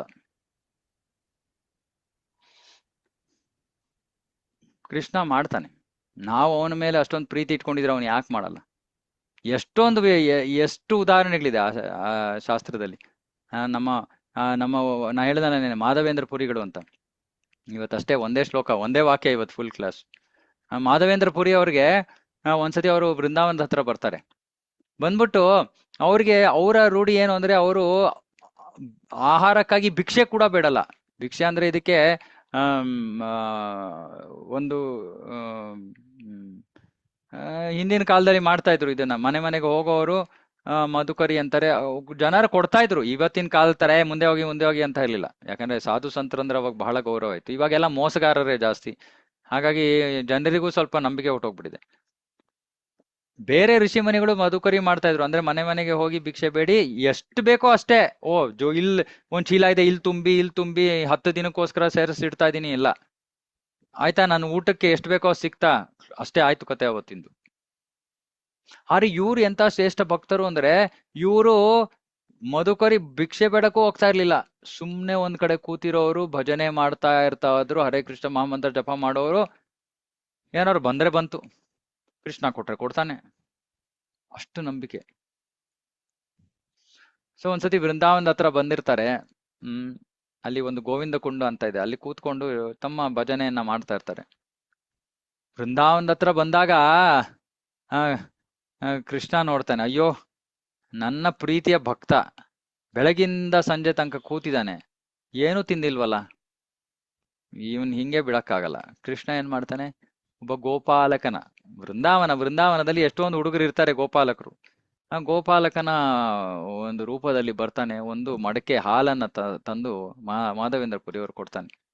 ಮಾಧವೇಂದ್ರ ಪುರಿಗಳೇ, ಮಾಧವೇಂದ್ರ ಪುರಿ ಅಲ್ಲ, ಹೇಳ್ತಾನೆ, ಏನು ತಾವು ಸಂತರು ಬೆಳಗಿಂದ ಇಲ್ಲೇ ಕೂತಿದ್ದಾರೆ, ಏನು ತಿಂದೇ ಇಲ್ವಂತೆ. ಮಾಧವೇಂದ್ರ ಪುರಿಗೆ ಆಶ್ಚರ್ಯ ಆಗುತ್ತೆ, ಈ ಹುಡುಗಂಗೆ ಹೆಂಗ್ ಗೊತ್ತು ನಾನೇನು ತಿಂದೇ ಇಲ್ಲ ಅಂತ. ಕೃಷ್ಣನ ಪ್ರಶ್ನೆ ಮಾಡಕ್ಕಾಗತ್ತೆ? ಕೃಷ್ಣನ ಸಿಕ್ಕಾಕೋತಾನ ನಮ್ಮ ಹತ್ರ? ಇಲ್ಲ. ಕೃಷ್ಣ ಇಲ್ಲ, ಈ ಊರ್ನಲ್ಲಿ ನೋಡಿ, ನೀವು ಇಲ್ಲೇ ಕೂತಿದ್ದೀರಾ, ಇಲ್ಲಿ ಕುಂಡ ಇದೆ, ಇಲ್ಲಿ ನಮ್ಮ ಊರಿನ ಹೆಂಗಸರೆಲ್ಲ ಬೆಳಗಿಂದ ಮೇಲೆ ಕೆಳಗಡೆ ಓಡಾಡ್ತಾ ಇದಾರೆ, ನೀರು ತಗೊಂಡ್ ಬರಕ್ಕೆ ಇತ್ಯಾದಿ ನೋಡ್ತಾ ಇದಾರೆ, ನೀವು ಇಲ್ಲೇ ಕೂತಿದ್ದೀರಾ, ನೀವೆಲ್ಲೂ ಭಿಕ್ಷೆ ಬೇಡಕ್ಕೂ ಹೋಗಿಲ್ವಂತೆ, ಮತ್ತೆ ನಿಮ್ಗೆ ಆಹಾರ ಹೆಂಗ್ ಸಿಕ್ಕಿರತ್ತೆ? ಈ ನಮ್ಮ ಹಳ್ಳಿಯಲ್ಲಿ ಯಾರು ಉಪವಾಸ ಇರಬಾರ್ದು, ಅದನ್ನ ನೋಡ್ಕೊಳ್ಳೋದ್ ಕೆಲಸ ನಂದು. ಹಾಗಾಗಿ ನಾನ್ ನಿಮ್ಗೆ ಈ ಹಾಲನ್ನ ಕೊಡ್ತಾ ಇದ್ದೀನಿ, ನೀವು ತಗೊಳ್ಳಿ, ನಾನು ಸಂಜೆ ಬಂದು ಮಡಕೆಯನ್ನು ತಗೊಂಡು ಹೋಗ್ತೀನಿ. ಆ ಹುಡುಗನ ಸೌಂದರ್ಯ, ಅವನ ನೀತಿಗಳೆಲ್ಲ ನೋಡಿ ಮಾಧವೇಂದ್ರ ಪುರಿ ಅವರ ಹೃದಯ ಬಹಳ ಆನಂದವನ್ನ ಅನುಭವಿಸುತ್ತೆ. ಆದ್ರೆ ಅವ್ರಿಗೆ ಗೊತ್ತಾಗಲ್ಲ ಏನಕ್ಕೆ ಅಂತ. ಆ ಕ್ಷಣಕ್ಕೆ ಸುಮ್ಮನಾಗ್ಬಿಡ್ತಾರೆ. ಸರಿ, ಹಾಲನ್ನ ಕುಡ್ದು ಆ ಮಡಕೆಯನ್ನ ತೊಳೆದು ಎಲ್ಲ ಇಡ್ತಾರೆ. ಸರಿ, ಅವ್ನು ಬಂದ್ರೆ ಹುಡುಗ ಸಾಯಂಕಾಲ ತಗೊಂಡು ಹೋಗ್ಲಿ ಅಂತ. ಎಷ್ಟೊತ್ತಾದ್ರೂ ಯಾರು ಬರದೇ ಇಲ್ಲ. ಆಮೇಲೆ ಅದೇ ಹುಡುಗ ಅವರ ಕನಸಿನಲ್ಲಿ ಬಂದು ಹೇಳ್ತಾನೆ, ಮಾಧವೇಂದ್ರ ಪುರಿ, ನಾನು ಕೃಷ್ಣ ಗೋಪಾಲ, ನನ್ನ ಶ್ರೀ ವಿಗ್ರಹವನ್ನ ಇಲ್ಲಿ ಒಂದು ಅರಣ್ಯದಲ್ಲಿ ಹತ್ರ ಮುಚ್ಚಿಟ್ಬಿಟ್ಟಿದ್ದಾರೆ. ಯಾಕಂದ್ರೆ ಹಿಂದೆ ಯಾವಾಗ್ಲೂ ಯಾರೋ ಆಕ್ರಮಣಕಾರರು ಬಂದಾಗ ನನ್ನ ಪೂಜಾರಿ ಪಾಪ ನನ್ನನ್ನು ರಕ್ಷಿಸ್ಬೇಕು ಅನ್ನೋ ಭಯದಿಂದ ಅವನು ನನ್ನನ್ನು ಇಲ್ಲೇ ಒಂದು ಅರಣ್ಯದಲ್ಲಿ ನನ್ನನ್ನು ಬಚ್ಚಿಟ್ಬಿಟ್ಟಿದ್ದಾನೆ. ತುಂಬಾ ವರ್ಷಗಳಿಂದ ನಾನು ಅಲ್ಲೇ ಇದ್ದೀನಿ, ಬಿಸಿಲು ಮಳೆ ಎಲ್ಲವನ್ನೂ ಎದುರಿಸ್ತಾ ಇದ್ದೀನಿ. ದಯವಿಟ್ಟು ನೀನ್ ಬಂದು ನನ್ನನ್ನು ಹೊರಗಡೆ ತೆಗಿ, ನೀನ್ ಬರೋದಕ್ಕೆ ಕಾಯ್ತಾ ಇದ್ದೆ ಅಂತ. ಆ ಕನಸಿನಲ್ಲಿ ಇದ್ದ ಬಾಲಕ ಇವನೇ. ಯಾರು? ಮಾಧವೇಂದ್ರ ಪುರಿ ಅವರಿಗೆ ಬಂದು ಹಾಲನ್ನ ಕೊಟ್ಟವನು. ಯಾರು ಆ ಬಾಲಕ? ಕೃಷ್ಣ ಸ್ವಯಂ. ಇದು ಕತೆ ಅಲ್ಲ. ಈ ರೀತಿ ನೀವು ಶರಣಾಗತ ಭಕ್ತರ ಜೀವನದಲ್ಲಿ ಕೇಳಿ, ಕೃಷ್ಣ ಎಷ್ಟು ಯಾವ ಪರಿಸ್ಥಿತಿಯಲ್ಲೂ ಭಕ್ತರನ್ನ ಬಿಡಲ್ಲ ಅವನು. ಭಕ್ತವತ್ಸಲ ಕೃಷ್ಣ. ಇದನ್ನ ಮರಿಬೇಡಿ. ನಾನು ಭಕ್ತಿಯಲ್ಲಿ ಕೃಷ್ಣ ಭಕ್ತಿಯನ್ನ, ವಿಶೇಷವಾಗಿ ಕೃಷ್ಣನಿಗೆ ಭಕ್ತಿಯನ್ನ ಮಾಡೋದಕ್ಕೆ ಮುಖ್ಯ ಕಾರಣ ಇದು, ಅವನ ಪ್ರೀತಿ. ಅವನಂತ ವ್ಯಕ್ತಿ. ನನಗೆ ಯೋಚನೆ ಬಂತು, ಅವನು ಇಂಥ ವ್ಯಕ್ತಿ ಆಗಿದ್ದು ನನಗೆ ಅವನ ಜೊತೆ ಒಂದು ಸಂಬಂಧ ಬೇಡವಾ? ಎಂತ ಮುಟ್ಟಾಳ ಇರ್ಬೇಕು ನಾನು ಅಂತ ಸಂಬಂಧವನ್ನ ತಿರಸ್ಕರಿಸಿದ್ರೆ. ಆಗ ನನಗೆ ಕೃಷ್ಣ ಭಕ್ತಿಯ ಮೇಲೆ ಬಹಳ ಗಂಭೀರವಾದ ಒಂದು ಆಸಕ್ತಿ ಹುಟ್ಟಿತು. Okay, Raghu Prabhu. Prabhuji, actually all material success depends on, it's all predetermined ಅಂತ ಹೇಳಿದ್ರಲ್ಲ. ಹೌದು. So it's all based on our karma ಅಂತ ಹೇಳಿದ್ರಿ. So same applies to our spiritual life also. ಇಲ್ಲ, very good question. Okay. Yeah, very good question. Actually, it is important to understand. So ಸ್ವಲ್ಪ explain ಮಾಡ್ತೀನಿ ಇದಕ್ಕೆ. ಏನಂದ್ರೆ, ಇವಾಗ ನಾವು ಪೂರ್ವದ ಜನ್ಮಗಳಲ್ಲಿ ಕರ್ಮಗಳನ್ನ ಮಾಡಿದೀವಿ. ಆ ಕರ್ಮದ ಪ್ರಕಾರ ನಮಗೆ ಫಲ ಇದೆ. ಸೊ 4 ತರದ ಫಲ ಇದೆ: ಪ್ರಾರಬ್ಧ, ಅಪ್ರಾರಬ್ಧ, ಬೀಜ, ಕೂಟ ಅಂತ. ಇವಾಗ ಈ ಜನ್ಮವನ್ನ ತಗೊಳಕ್ಕಿಂತ ಮುಂಚೆ ನಮ್ಮ ಈ ಜನ್ಮದಲ್ಲಿ ನಾವು ಅನುಭವಿಸ್ಬೇಕಾಗಿರೋ ಫಲಗಳು ಅದು ರೆಡಿ ಆಗಿರುತ್ತೆ. ಅದನ್ನ ಪ್ರಾರಬ್ಧ ಕರ್ಮ ಅಂತ ಕರೀತಾರೆ. ನಾವು ಹುಟ್ಟೋ ಸಮಯ, ಯಾವ ಮನೆಯಲ್ಲಿ ಹುಡ್ತೀವಿ, ಯಾವ ಊರಿನಲ್ಲಿ ಹುಡ್ತೀವಿ, ದಿನಾಂಕ, ಸಮಯ, ಇವೆಲ್ಲವೂ ಕೂಡ ಈ ನಮ್ಮ ಪ್ರಾರಬ್ಧದ ಮೇಲೆ ಆಧಾರಿತವಾಗಿದೆ. ಅದರ ಪ್ರಕಾರ ನಾವು ಜನ್ಮ ತಗೋತೀವಿ. ಹಾಗಾಗಿ ಆ ಜನ್ಮದ ಸಮಯದ ಪ್ರಕಾರ ನೀವು ಜಾತಕ ಬರ್ಸಿದ್ರೆ ಈ ಎಲ್ಲಾ ಸುಖ ದುಃಖಗಳು ಆಗ್ಲೇ ನಿಮ್ಮ ಜಾತಕದಲ್ಲಿದೆ. ಇದು ಪೂರ್ವ ನಿರ್ಧಾರಿತ. ಇವಾಗ ಆಧ್ಯಾತ್ಮಿಕ ಜೀವನ, ಭಕ್ತಿ ದೇವಿ ಸ್ವತಂತ್ರಳು. ಭಕ್ತಿಗೆ ಬರೋದಕ್ಕೆ ನಮ್ಮ ಪುಣ್ಯ ಕಾರ್ಯಗಳು ಕಾರಣ ಅಲ್ಲ, ಅಥವಾ ನಮ್ಮ ಜ್ಞಾನ ಕಾರಣ ಅಲ್ಲ, ಅಥವಾ ನಾವು ಮಾಡಿರುವಂತಹ ವಿಧಿ, ತಪಶ್ಚರ್ಯಗಳು, ದಾನ ಇತ್ಯಾದಿ ಇತ್ಯಾದಿ ಯಾವುದು ಕಾರಣವಲ್ಲ. ಭಕ್ತಿ ಸ್ವತಂತ್ರಳು, ಭಕ್ತಿ ದೇವಿ ಸ್ವತಂತ್ರಳು. ಅಂದ್ರೆ ನಮ್ಮ ಪೂರ್ವ ಕರ್ಮದ ಪ್ರಕಾರವಾಗಿ ನಾವು ಭಕ್ತಿಗೆ ಬರೋದಿಲ್ಲ. ಯಾಕಂದ್ರೆ ಆ ಕರ್ಮ ಫಲದಲ್ಲಿ ಆ ಭಕ್ತಿಗೆ ಅದು ಕರ್ಮದ ಭಾಗ ಅಲ್ಲ ಭಕ್ತಿ. ಮತ್ತೆ ಭಕ್ತಿ ಹೇಗೆ ಹುಟ್ಕೊಳ್ಳುತ್ತೆ? ಪ್ರಭುಪಾದರು ವಿವರಿಸ್ತಾರೆ, ಭಕ್ತಿ ಪ್ರತಿಯೊಂದು ಜೀವಿಯ ಹೃದಯದಲ್ಲಿ ಸುಪ್ತವಾಗಿದೆ. ಆಗ್ಲೇ ನಮ್ಮ ಹತ್ರ ಇದೆ ಅದು. ಸೊ ಯಾರು ನಮಗೆ ಕೊಡ್ಬೇಕಾಗಿಲ್ಲ ಹೊರಗಡೆಯಿಂದ. ಮೊದಲನೇ ವಿಷಯ. ಮುಖ್ಯವಾದ ಪ್ರಶ್ನೆ ಏನಿವಾಗ, ಇದನ್ನ ಈ ಜಾಗೃತಗೊಳಿಸೋದು ಹೇಗೆ? ಆಗ್ಲೇ ಸುಪ್ತವಾಗಿದೆ ಹೃದಯದಲ್ಲಿ, ಕೇವಲ ಇದಕ್ಕೆ ಜಾಗೃತಗೊಳಿಸೋ ಪ್ರಕ್ರಿಯೆಯ ಅವಶ್ಯಕತೆ ಇದೆ ಅಷ್ಟೇ. ಭಕ್ತಿ ಯಾರಿಂದ ಜಾಗೃತವಾಗತ್ತೆ? ಭಕ್ತಿಯಿಂದಲೇ ಜಾಗೃತವಾಗೋದು. ಭಕ್ತ್ಯಾ ಭಕ್ತಿಂ ಸಂಜಾಯತೆ. ಈ ಭಕ್ತಿ ಯಾರಲ್ಲಿದೆ? ಯಾರ ಹೃದಯದಲ್ಲಿ ಭಕ್ತಿ ಆಗ್ಲೇ ಜಾಗೃತವಾಗಿದೆಯೋ ಅಂತಹ ವ್ಯಕ್ತಿಯಿಂದ ನಮ್ಮ ಹೃದಯದಲ್ಲಿರೋ ಭಕ್ತಿ ಜಾಗೃತವಾಗತ್ತೆ. ಗೊತ್ತಾಗ್ತಾ ಇದೆಯಾ? Yes, Prabhuji. ಯಾರ ಹೃದಯದಲ್ಲಿ ಭಕ್ತಿ ಆಗ್ಲೇ ಜಾಗೃತವಾಗಿದೆಯೋ ಅಂತಹ ಭಕ್ತರ ಸಂಘಕ್ಕೆ ಸಂಪರ್ಕಕ್ಕೆ ಬಂದ ತಕ್ಷಣ ನಮ್ಮ ಹೃದಯದಲ್ಲಿರೋ ಭಕ್ತಿ ಜಾಗೃತವಾಗುತ್ತೆ. ಅದಕ್ಕೆ ನಮ್ಮ ಪ್ರಭುಪಾದರು ನಮ್ಗೆ ಏನ್ ಹೇಳ್ಕೊಟ್ರು? ಬೀದಿ ಬೀದಿಯಲ್ಲಿ ಹೋಗಿ ಪುಸ್ತಕ ವಿತರಣೆ ಮಾಡಿ, ಹರೇ ಕೃಷ್ಣ ಮಹಾಮಂತ್ರವನ್ನ ಹಾಡಿ, ಪ್ರಸಾದ ವಿತರಣೆ ಮಾಡಿ. ನಮ್ಮ ಸಂಪರ್ಕಕ್ಕೆ ಬೇರೆ ಜೀವಿಗಳು ಬರ್ಬೇಕು, ನಮ್ಮ ಹತ್ರ ಮಾತಾಡ್ಬೇಕು, ನಮ್ಮಿಂದ ಪುಸ್ತಕವನ್ನ ತಗೋಬೇಕು, ಒಂದು 10 ರೂಪಾಯಿ ಕೊಡ್ಬೇಕು. ಇದು ಅವರ ಭಕ್ತಿ ಜಾಗೃತವಾಗೋದಕ್ಕೆ ಕಾರಣವಾಗತ್ತೆ. ಭಕ್ತರು ನಾವು ಮನೆಯಲ್ಲಿ ಕೂತ್ಕೊಂಡು ಕೈ ಕಟ್ಕೊಂಡು ಆಯಪ್ಪ ನನಗ್ ಭಕ್ತಿ ಸಿಕ್ತಪ್ಪ ಸಾಕು, ನನ್ನ ಜೀವನ ಆರಾಮವಾಗಿದೆ ಅಂದ್ರೆ ನಮ್ಮ ಆಚಾರ್ಯರು ಪ್ರಭುಪಾದರು ಅಂತಹ ಮನೋಭಾವವನ್ನ ಅಷ್ಟು ಇಷ್ಟಪಡೋದಿಲ್ಲ. ನಾವು ಹೊರಗಡೆ ಹೋಗ್ಬೇಕು. ಈ ಭಗವದ್ಗೀತೆಯ ಜ್ಞಾನವನ್ನ, ಭಾಗವತದ ಜ್ಞಾನವನ್ನ ಜನರಿಗೆ ವಿತರಿಸಬೇಕು. ಇದು ಚೈತನ್ಯ ಮಹಾಪ್ರಭುಗಳ ಪ್ರಚಾರ ಧ್ಯೇಯ, ಹರಿನಾಮ ಸಂಕೀರ್ತನ. ಯಾರು ಇದನ್ನ ಮಾಡೋದಕ್ಕೆ ತಮ್ಮ ಜೀವನವನ್ನ ಸಮರ್ಪಿಸ್ತಾರೋ ಅವರಿಗೆ ಚೈತನ್ಯ ಮಹಾಪ್ರಭುಗಳ ವಿಶೇಷ ಕೃಪೆ ಲಭ್ಯವಾಗತ್ತೆ. ಇವಾಗ ಕೃಷ್ಣ ಪ್ರೀತಿಸ್ತಾನೆ, ಆದ್ರೆ ಕೃಷ್ಣನ ಪ್ರೀತಿಗೆ ಒಂದು ಕಂಡೀಷನ್ ಇದೆ. ಏನು? ಶರಣಾಗತಿ. ಅರೆ ಚೈತನ್ಯ ಮಹಾಪ್ರಭುಗಳ ಪ್ರಚಾರ ಕಾರ್ಯದಲ್ಲಿ ತೊಡಗಿದ್ರೆ ಈ ಕಂಡೀಷನ್ ಇಲ್ಲದೆ ನಮ್ಗೆ ಕೃಷ್ಣ ಭಕ್ತಿ ಲಭ್ಯವಾಗ್ಬಿಡುತ್ತೆ. ಇದು ಅವರ ವಿಶೇಷ ಕೃಪೆ. ಕೃಷ್ಣನೇ ಚೈತನ್ಯ ಮಹಾಪ್ರಭು ಆಗಿ ಬಂದು ಈ ವಿಶೇಷ ಕೃಪೆಯನ್ನ ಕಲಿಯುಗದ ಪತಿತ ಜೀವಿಗಳಿಗೋಸ್ಕರ ಕೊಟ್ಟಿದ್ದಾನೆ. ಇದು ನಮ್ಮ ಭಕ್ತಿಗೆ ಕಾರಣ. ಮತ್ತೆ ನಮ್ಮ ಭಕ್ತಿ ಅಭಿವೃದ್ಧಿ ಆಗೋದಕ್ಕೂ ಇದೇ ಕಾರಣ. ಯಾರಲ್ಲಿ ನಮಗಿಂತ ಹೆಚ್ಚು ಭಕ್ತಿ ಇದೆಯೋ ಅವರ ಸಂಗತದಿಂದಾಗಿ ನಮ್ಮ ಭಕ್ತಿಯು ಹೆಚ್ಚಾಗತ್ತೆ. ಹಾಗಾಗಿ ನಾವು ಪ್ರಭುಪಾದರಿಂದ, ಆಚಾರ್ಯರಿಂದ, ಹಿರಿಯ ವೈಷ್ಣವರಿಂದ ಅವರಿಂದ ಶ್ರವಣ ಮಾಡಬೇಕು, ಅವರಿಗೆ ಸೇವೆ ಮಾಡಬೇಕು. ಮುಂಚೆನೆ ಹೇಳಿದ್ನಲ್ಲ, ಪಿಬತ ಭಾಗವತಂ ರಸಮಾಲಯಂ. ಶುಕದೇವ ಗೋಸ್ವಾಮಿ ಅವರು ಶುಕಮುಖಾದ್ ಅಮೃತ ದ್ರವ ಸಂಯುತಂ. ಆಗಲೇ ಭಾಗವತ ರುಚಿಕರವಾಗಿತ್ತು. ಶುಕದೇವ ಗೋಸ್ವಾಮಿಯವರ ಪದ್ಮ ಮುಖದಿಂದ ಬರ್ತಾ ಇರೋದ್ರಿಂದ ಅದು ಇನ್ನಷ್ಟು ರುಚಿಕರವಾಗೋಯ್ತು. ಯಾಕೆ? ಆಗ್ಲೇ ರುಚಿಕರವಾಗಿದ್ದಂತ ಹಣ್ಣಿನೊಂದಿಗೆ ಇವಾಗ ಶುಕದೇವ ಗೋಸ್ವಾಮಿಯವರ ಭಕ್ತಿ ಮಿಶ್ರಿತವಾಗೋಯ್ತು. ಅದಿನ್ನೂ ಸಿಹಿಯಾಗಿರುವಂತದ್ದು. ಹಾಗಾಗಿ ಭಾಗವತದ ರುಚಿ ಇನ್ನಷ್ಟು ಹೆಚ್ಚಿತು ಅಂತ ಆಗ್ಲೇ ನಾವು ಮಂಗಳಾಚರಣದಲ್ಲಿ ಓದಿದ್ವಿ. ಓಕೆ ರಾಜೇಶ್ವರಿ ಮಾತಾಜಿ. ಹರೇ ಕೃಷ್ಣ ಪ್ರಭು. ಹರೇ ಕೃಷ್ಣ. ಈಗ ಎಲ್ಲ ಹೃದಯದಲ್ಲೂ ಭಕ್ತಿ ಇರುತ್ತೆ, ಅದು ಜಾಗೃತವಾಗುತ್ತೆ, ಅದು ಭಕ್ತಿಯಿಂದನೇ ಜಾಗೃತವಾಗುತ್ತೆ. ಆದ್ರೆ ಎಲ್ಲರಲ್ಲೂ ಅದು ಜಾಗೃತವಾಗಲ್ಲ. ಯಾಕೆ ಪ್ರಭು? ಈಗ ನಾವು ಬುಕ್ ಡಿಸ್ಟ್ರಿಬ್ಯೂಷನ್ ಹೋಗ್ತೀವಿ, ಇಲ್ಲ ಮನೇಲಿ ಆಗ್ಬೋದು, ಈಗ ನಾವು ಜಪ ಮಾಡ್ತಾ ಇರ್ತೀವಿ, ಪ್ರತಿಯೊಂದು ಇದ್ ಮಾಡ್ತಾ ಇರ್ತೀವಿ, ಪ್ರಸಾದ ಕೊಡ್ತಾ ಇರ್ತೀವಿ. ಆದ್ರೂ ಕೆಲವೊಂದ್ಸತಿ ಯಾಕೆ ಪ್ರಭು ಯಾರಿಗ್ ಬೇಡವೋ ಬೇಡ, ನನಗ್ ಬೇಡ ಅಂದ್ರೆ ಜಾಗೃತವಾಗಲ್ಲ. ಇವಾಗ ನನ್ ಮುಂದೆ ಯಾರೋ ಪ್ರಸಾದ ಒಂದ್ ಪ್ಲೇಟ್ ಆಹಾರ ಊಟ ತಂದಿಟ್ಟಿದ್ದಾರೆ, ನನಗ್ ಬೇಡ, ಅದು ನಾನು ತಿನ್ನಲ್ಲ. ಸೊ ಜೀವಿಯಲ್ಲೂ ಕೂಡ ಒಂದು ಸ್ವಲ್ಪ ಅದಕ್ಕೆ ಏನು ಒಂದು ಅಸುರ ಸ್ವಭಾವ ಇರಬಾರ್ದು, ಸಾತ್ವಿಕ ಸ್ವಭಾವ ಇರಬೇಕು. ಸಾತ್ವಿಕ ಸ್ವಭಾವ ಅಂದ್ರೆ ದೇವರು ದಿಂಡ್ರು ಅಂದ್ರೆ ಒಂದ್ ಸ್ವಲ್ಪ ಆಯ್ತು ಸಂತರು ಅಂದ್ರೆ ನಮಸ್ಕಾರ ಮಾಡೋದು, ಅವರಿಗೆ ಗೌರವ ಕೊಡೋದು. ನಾನು ಇವಾಗ್ಲೂ ನೋಡಿದ್ದೀನಿ. ನಾನು ಕೆಲವು ವರ್ಷಗಳ ಹಿಂದೆ ನೆಲಮಂಗಲ ಆ ಕಡೆ ನಮ್ಮ ಸೀಂ ಪ್ರಭುಗಳ ಜೊತೆ ಅವ್ರು ನನ್ನ ಬುಕ್ ವಿತರಣೆಗೆ, ಪುಸ್ತಕ ವಿತರಣೆ ಕರ್ಕೊಂಡು ಹೋಗ್ತಾ ಇದ್ರು. ನಾವು ನೋಡ್ತಾ ಇದ್ವಿ ಅವಾಗ ಎಲ್ಲಾ ಹಳ್ಳಿಗಳಲ್ಲಿ, ಸ್ವಾಮಿ ಬನ್ನಿ ಕೂತ್ಕೊಳ್ಳಿ, ಅಷ್ಟು ಗೌರವ ಕೊಡೋರು. ಅಷ್ಟಿದ್ರೆ ಸಾಕು. ಅಷ್ಟು ಗೌರವ ಇದ್ರೆ ಸಾಕು. ಒಂದ್ ಲೋಟ ನೀರ್ ತಂದು ಕೊಟ್ರೆ ಸಾಕು ನಮ್ಗೆ, ಭಕ್ತರಿಗೆ.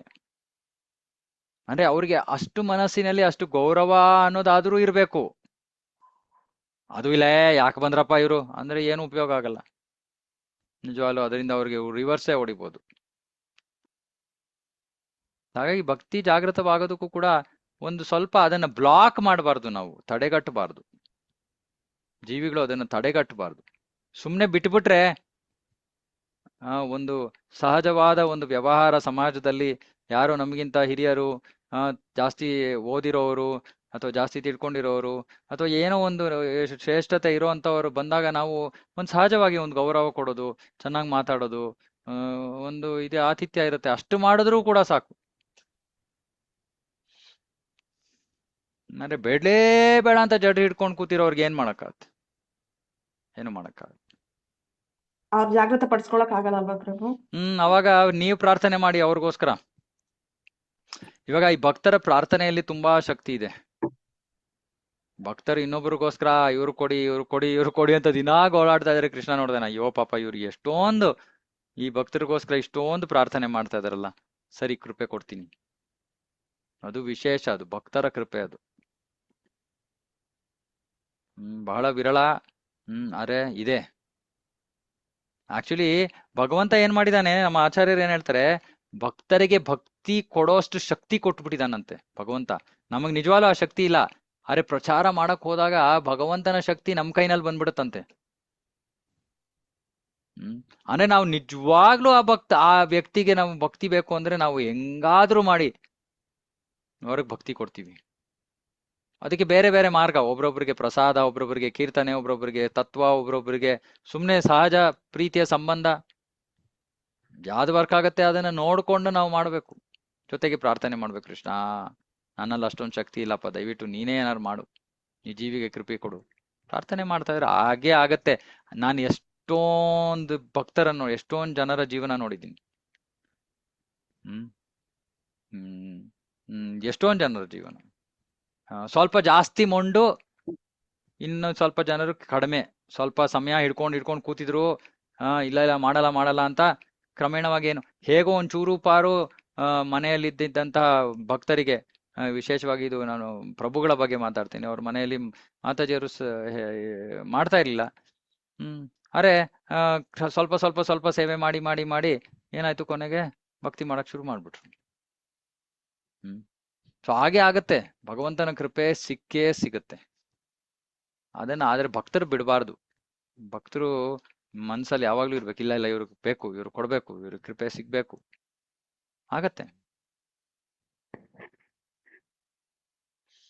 ನಂಬಿಕೆ ಇಟ್ಕೊಳ್ಳಿ ಕೃಷ್ಣನಲ್ಲಿ. ಇದೊಂದು ಮಾತು ನಾನು ಮತ್ತೆ ಮತ್ತೆ ಹೇಳ್ತೀನಿ, ಕೃಷ್ಣನನ್ನ ಡೌಟ್ ಮಾಡಬೇಡಿ. ಇದು ಶರಣಾಗತಿ ಅಂಗ. ರಕ್ಷಿಷ್ಯತಿ ಇತಿ ವಿಶ್ವಾಸೋ ಗೋಪ್ತೃತ್ವೇ ವರ್ಣಂ ತಥಾ. ಕೃಷ್ಣ ಇದ್ದಾನೆ, ಮಾಡ್ತಾನೆ. ಅವನ ಕೈನಲ್ಲಿ ಆಗದೆ ಇರೋದು ಏನು? ಏನಾರು ಇದೆಯಾ ಕೃಷ್ಣನ್ ಕೈನಲ್ಲಿ ಆಗದೆ ಇರೋದು? ಇಲ್ಲ, ಮಾಡ್ತಾನೆ. ಇವತ್ತಲ್ಲ ನಾಳೆ ಮಾಡ್ತಾನೆ. ಪ್ರಭು ನೀವ್ ಹೇಳಿದ ಒಂದೊಂದ್ ಮಾತ್ರ ಎಷ್ಟೋ ನಿಜ ಆಗಿದೆ ಪ್ರಭು. ಸಾಕಷ್ಟು ನಾನ್ ಹೇಳೋದಲ್ಲ, ನಾನ್ ಹೇಳೋ ಮಾತೇ ಅಲ್ಲ. ಪ್ರಭುಪಾದ್ರು ಏನ್ ಹೇಳಿದಾರೋ ನಾ ಅದನ್ನ ಸುಮ್ನೆ ರಿಪೀಟ್ ಮಾಡ್ತಾ ಇದೀನಿ ಅಷ್ಟೇ. ನಾವ್ ಹೇಳೋದಕ್ಕೆ ನಮ್ಗೆ ಏನ್ ಯೋಗ್ಯತೆ ಇದೆ? ಪ್ರಭುಪಾದ್ರು ಹೇಳಿರೋ ಮಾತುಗಳನ್ನ, ಕೃಷ್ಣ ಹೇಳಿರೋ ಮಾತುಗಳನ್ನ ನಾವು ನಂಬಬೇಕು. ನಮ್ದು ಇದೇ ಸಮಸ್ಯೆ. ನಮ್ಗೆ ತುಂಬಾ ಬುದ್ಧಿ ಜಾಸ್ತಿ ಆಗ್ಬಿಟ್ಟಿದೆ. ಆ ಬುದ್ಧಿ ಎಷ್ಟು ಜಾಸ್ತಿ ಆಗಿದೆ ಅಂದ್ರೆ, ದೊಡ್ಡವರು ಹಿರಿಯರು ಹೇಳೋದನ್ನ ನಂಬಲ್ಲ. ನನ್ನ ಬುದ್ಧಿ, ನನ್ನ ಅಲ್ಪ ಬುದ್ಧಿಗೆ ಏನು ಬರುತ್ತೋ ಅದನ್ನ ನಾನು ನಂಬ್ತೀನಿ. ಅದು ನಮ್ಮ ಪತಿತ ಸ್ಥಿತಿ. ಇವಾಗ ಮುಂದಿನ ಶ್ಲೋಕದಲ್ಲಿ ಅದೇ ಕಲಿಯುಗದ ಜನರ ಗುಣಲಕ್ಷಣಗಳು, ಗುಣಗಾನ ಆಗತ್ತೆ ಇವಾಗ ನಮ್ದು. ಅರೆ ಇವೆಲ್ಲವನ್ನ ಬಿಟ್ಟು ಸುಮ್ನೆ ಕೃಷ್ಣ ಹೇಳ್ತಾ ಇರೋದನ್ನ ನಂಬಬೇಕು. ಭಗವದ್ಗೀತೆಯಲ್ಲಿ, ಭಾಗವತದಲ್ಲಿ ಕೃಷ್ಣನ ಭಕ್ತರು ಹೇಳ್ತಾ ಇರೋದನ್ನ ನಂಬಬೇಕು. ಪ್ರಭುಪಾದರು ಹೇಳ್ತಾ ಇರೋದನ್ನ ನಂಬಬೇಕು. ಅವಾಗ ಪ್ರಶ್ನೆನೇ ಇಲ್ಲ, ಆಗದೆ ಇರಕ್ ಸಾಧ್ಯನೇ ಇಲ್ಲ. ಓಕೆ, ಹರೇ ಕೃಷ್ಣ. ಇನ್ಯಾರಿಗಾರು ಏನಾದ್ರು ಹೇಳಿಲ್ಲ. ಇವತ್ತು ಒಂದೇ ವಾಕ್ಯದ ಮೇಲೆ ಕ್ಲಾಸ್. ಹರೇ ಕೃಷ್ಣ ಪ್ರಭು. ಈಗ ನೀವು ಕರ್ಮದಲ್ಲಿ ಪ್ರಾರಬ್ಧ ಹೇಳಿದ್ರಿ, ಅಪ್ರಾರಬ್ಧ ಬೀಜ ಕೂಟ, ಅದ್ರ ಬಗ್ಗೆ ಒಂಚೂರು ಹೇಳಕ್ಕಾಗತ್ತ ಪ್ರಭು? ಓಕೆ. ಅಪ್ರಾರಬ್ಧ ಅಂದ್ರೆ ಈ ಜನ್ಮದಲ್ಲಿ ಅಲ್ಲ, ಮುಂದಿನ ಜನ್ಮಗಳಿಗಾಗಿ ಕಾಯ್ತಾ ಇರುವಂತ ಕರ್ಮಫಲ ಅಪ್ರಾರಬ್ಧ. ಎರಡನೇದು ಬೀಜ ಬೀಜ ಕೂಡ ಮೊಳಕೆ ಹೊಡೆದು ಇದೇ ಜನ್ಮದಲ್ಲಿ ನಮಗೆ ಫಲ ಕೊಡ್ಬೋದು ಭವಿಷ್ಯದಲ್ಲಿ, ಅಂದ್ರೆ ಇವತ್ತು ಅಲ್ಲ 10 ವರ್ಷದ ನಂತರ. ಕೂಟ ಅಂದ್ರೆ ಅದು ಕೂಡ ಒಂದು ಸ್ವಲ್ಪ ಬೀಜ ಆದ್ಮೇಲೆ ಒಂದು ಸ್ವಲ್ಪ ಅಥವಾ ಬೀಜಕ್ಕಿಂತ ಮುಂಚಿನ ಒಂದು ಹಂತ, ಅದು ಅದು ಕೂಡ ಮುಂದಿನ ಜನ್ಮಗಳಲ್ಲಿ ನಮಗೆ ಲಭ್ಯವಾಗುತ್ತೆ. ಅಂತೂ ಸುಮ್ಮನೆ ನಾವು ಇದನ್ನು ಸರಳವಾಗಿ ಅರ್ಥ ಮಾಡ್ಕೋಬಹುದು. ಒಂದು ಹಣ್ಣಿದೆ, ಹಣ್ಣಾಗೋದಕ್ಕೆ ಒಂದು ಬೀಜ, ಆ ಬೀಜಕ್ಕಿಂತ ಮುಂಚೆ ಒಂದು ಸ್ಥಿತಿ ಇರುತ್ತೆ, ಅದನ್ನ ಕೂಟ ಅಂತ ತಿನ್ಕೊಳ್ಳಿ. ಬೀಜ ಮೊಳಕೆ ಹೊಡೆದ ತಕ್ಷಣ ಅದು ಬೀಜ ಸ್ವಲ್ಪ ಪಕ್ವವಾಯಿತು, ಅದು ಪ್ರಾರಬ್ಧ. ತುಂಬಾ ಪಕ್ವವಾಯಿತು ಅಥವಾ ಈ ಜನ್ಮದಲ್ಲಿ ಪಕ್ವವಾಯಿತು ಅಂದ್ರೆ ಇವತ್ತು ಪಕ್ವವಾಗಿದೆ, ಇದು ಪ್ರಾರಬ್ಧ. ಇನ್ನು ಕಾಯಾಗಿದೆ, ಮುಂದಿನ ಜನ್ಮದಲ್ಲಿ ಪಕ್ವವಾಗತ್ತೆ, ಅದು ಅಪ್ರಾರಬ್ಧ.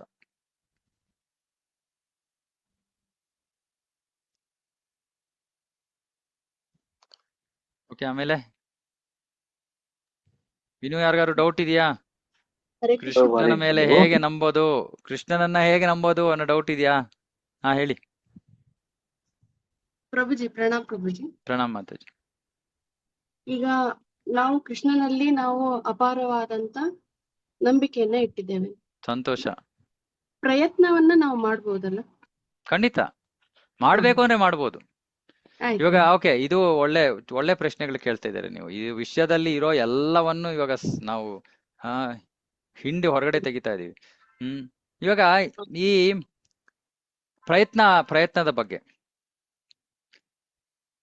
ನಾನು ಹೇಳಿದ್ನಲ್ಲ, ನಾನು ಕೈ ಕಟ್ಕೊಂಡು ಕೂತಿದ್ದೀನಿ, ನನಗ್ ಬೇಡ ಅಂತ ಕೂತಿದ್ದೀನಿ ನಾನು. ಆದ್ರೂ ಅದಾಗಬೇಕು ಅಂದ್ರೆ ಏನು ಕರ್ಮ ನನ್ನಿಂದ ಆಗಬೇಕು ಅದು ಭಗವಂತ ನಡೆಸ್ತಾನೆ, ಮಾಡಿಸ್ತಾನೆ ನಮ್ಮ ಹತ್ರ. ನಾವು ಯೋಚನೆ ಮಾಡ್ಬೇಕಾಗಿಲ್ಲ, ಇಲ್ಲ ನಾನು ಮಾಡದೇ ಇದ್ರೆ ಆಗಲ್ವೇನೋ. ಮಾಡಿದ್ರೇನೆ ಆಗತ್ತೆ ಅಂದ್ರೆ ನನ್ನಿಂದ ಮಾಡಿಸಲಾಗತ್ತೆ. ಕೃಷ್ಣ ನನ್ನಿಂದ ಮಾಡಿಸ್ತಾನ, ಅದನ್ನ ಟೆನ್ಷನ್ನೇ ಮಾಡ್ಕೋಬೇಡಿ. ಕೃಷ್ಣ ಏನ್ ನಡೆಸ್ಬೇಕು ನಡೆಸ್ತಾನೆ ಭಕ್ತರ ಜೀವನದಲ್ಲಿ. ನೀವು ಸಂಪೂರ್ಣ ನಂಬಿಕೆ ಇದೆ ಅಂತ ಇದ್ದೀರಲ್ಲ, ಕೃಷ್ಣ ನಡೆಸ್ತಾನೆ. ಆದ್ರೆ ನಮಗೆ ಅಷ್ಟೊಂದು ಶ್ರದ್ಧೆನೂ ಇಲ್ಲ. ನಾವ್ ಯೋಚನೆ ಮಾಡ್ತೇವೆ, ಅಯ್ಯೋ ನಾನು ಪ್ರಯತ್ನ ಮಾಡ್ಲಿಲ್ಲ ಅಂದ್ರೆ ಕೃಷ್ಣ ಹೇಗ್ ಮಾಡ್ತಾನೆ ಅಂತ ನಮ್ಗೆ ಸ್ವಲ್ಪ ಡೌಟ್ ಇದೆ. ತೊಂದರೆ ಇಲ್ಲ, ಆ ಡೌಟು ನಿಮಗೆ ನಾಳೆ ಖಚಿತವಾಗತ್ತೆ. ಭಕ್ತಿಯಲ್ಲಿ ಮುಂದುವರಿತಾ ಹೋದ್ರೆ ನಮ್ಗೆ ಗೊತ್ತಾತ್, ನಾನು ಏನ್ ಮಾಡದೇ ಇದ್ರು ಕೃಷ್ಣ ನಡೆಸ್ತಾನೆ. ಹೀಗಾರು ನಡೆಸ್ತಾನೆ, ಹಾಗಾರು ನಡೆಸ್ತಾನೆ, ಹೇಗೋ ಅಂತೂ ನಡೆಸ್ತಾನೆ.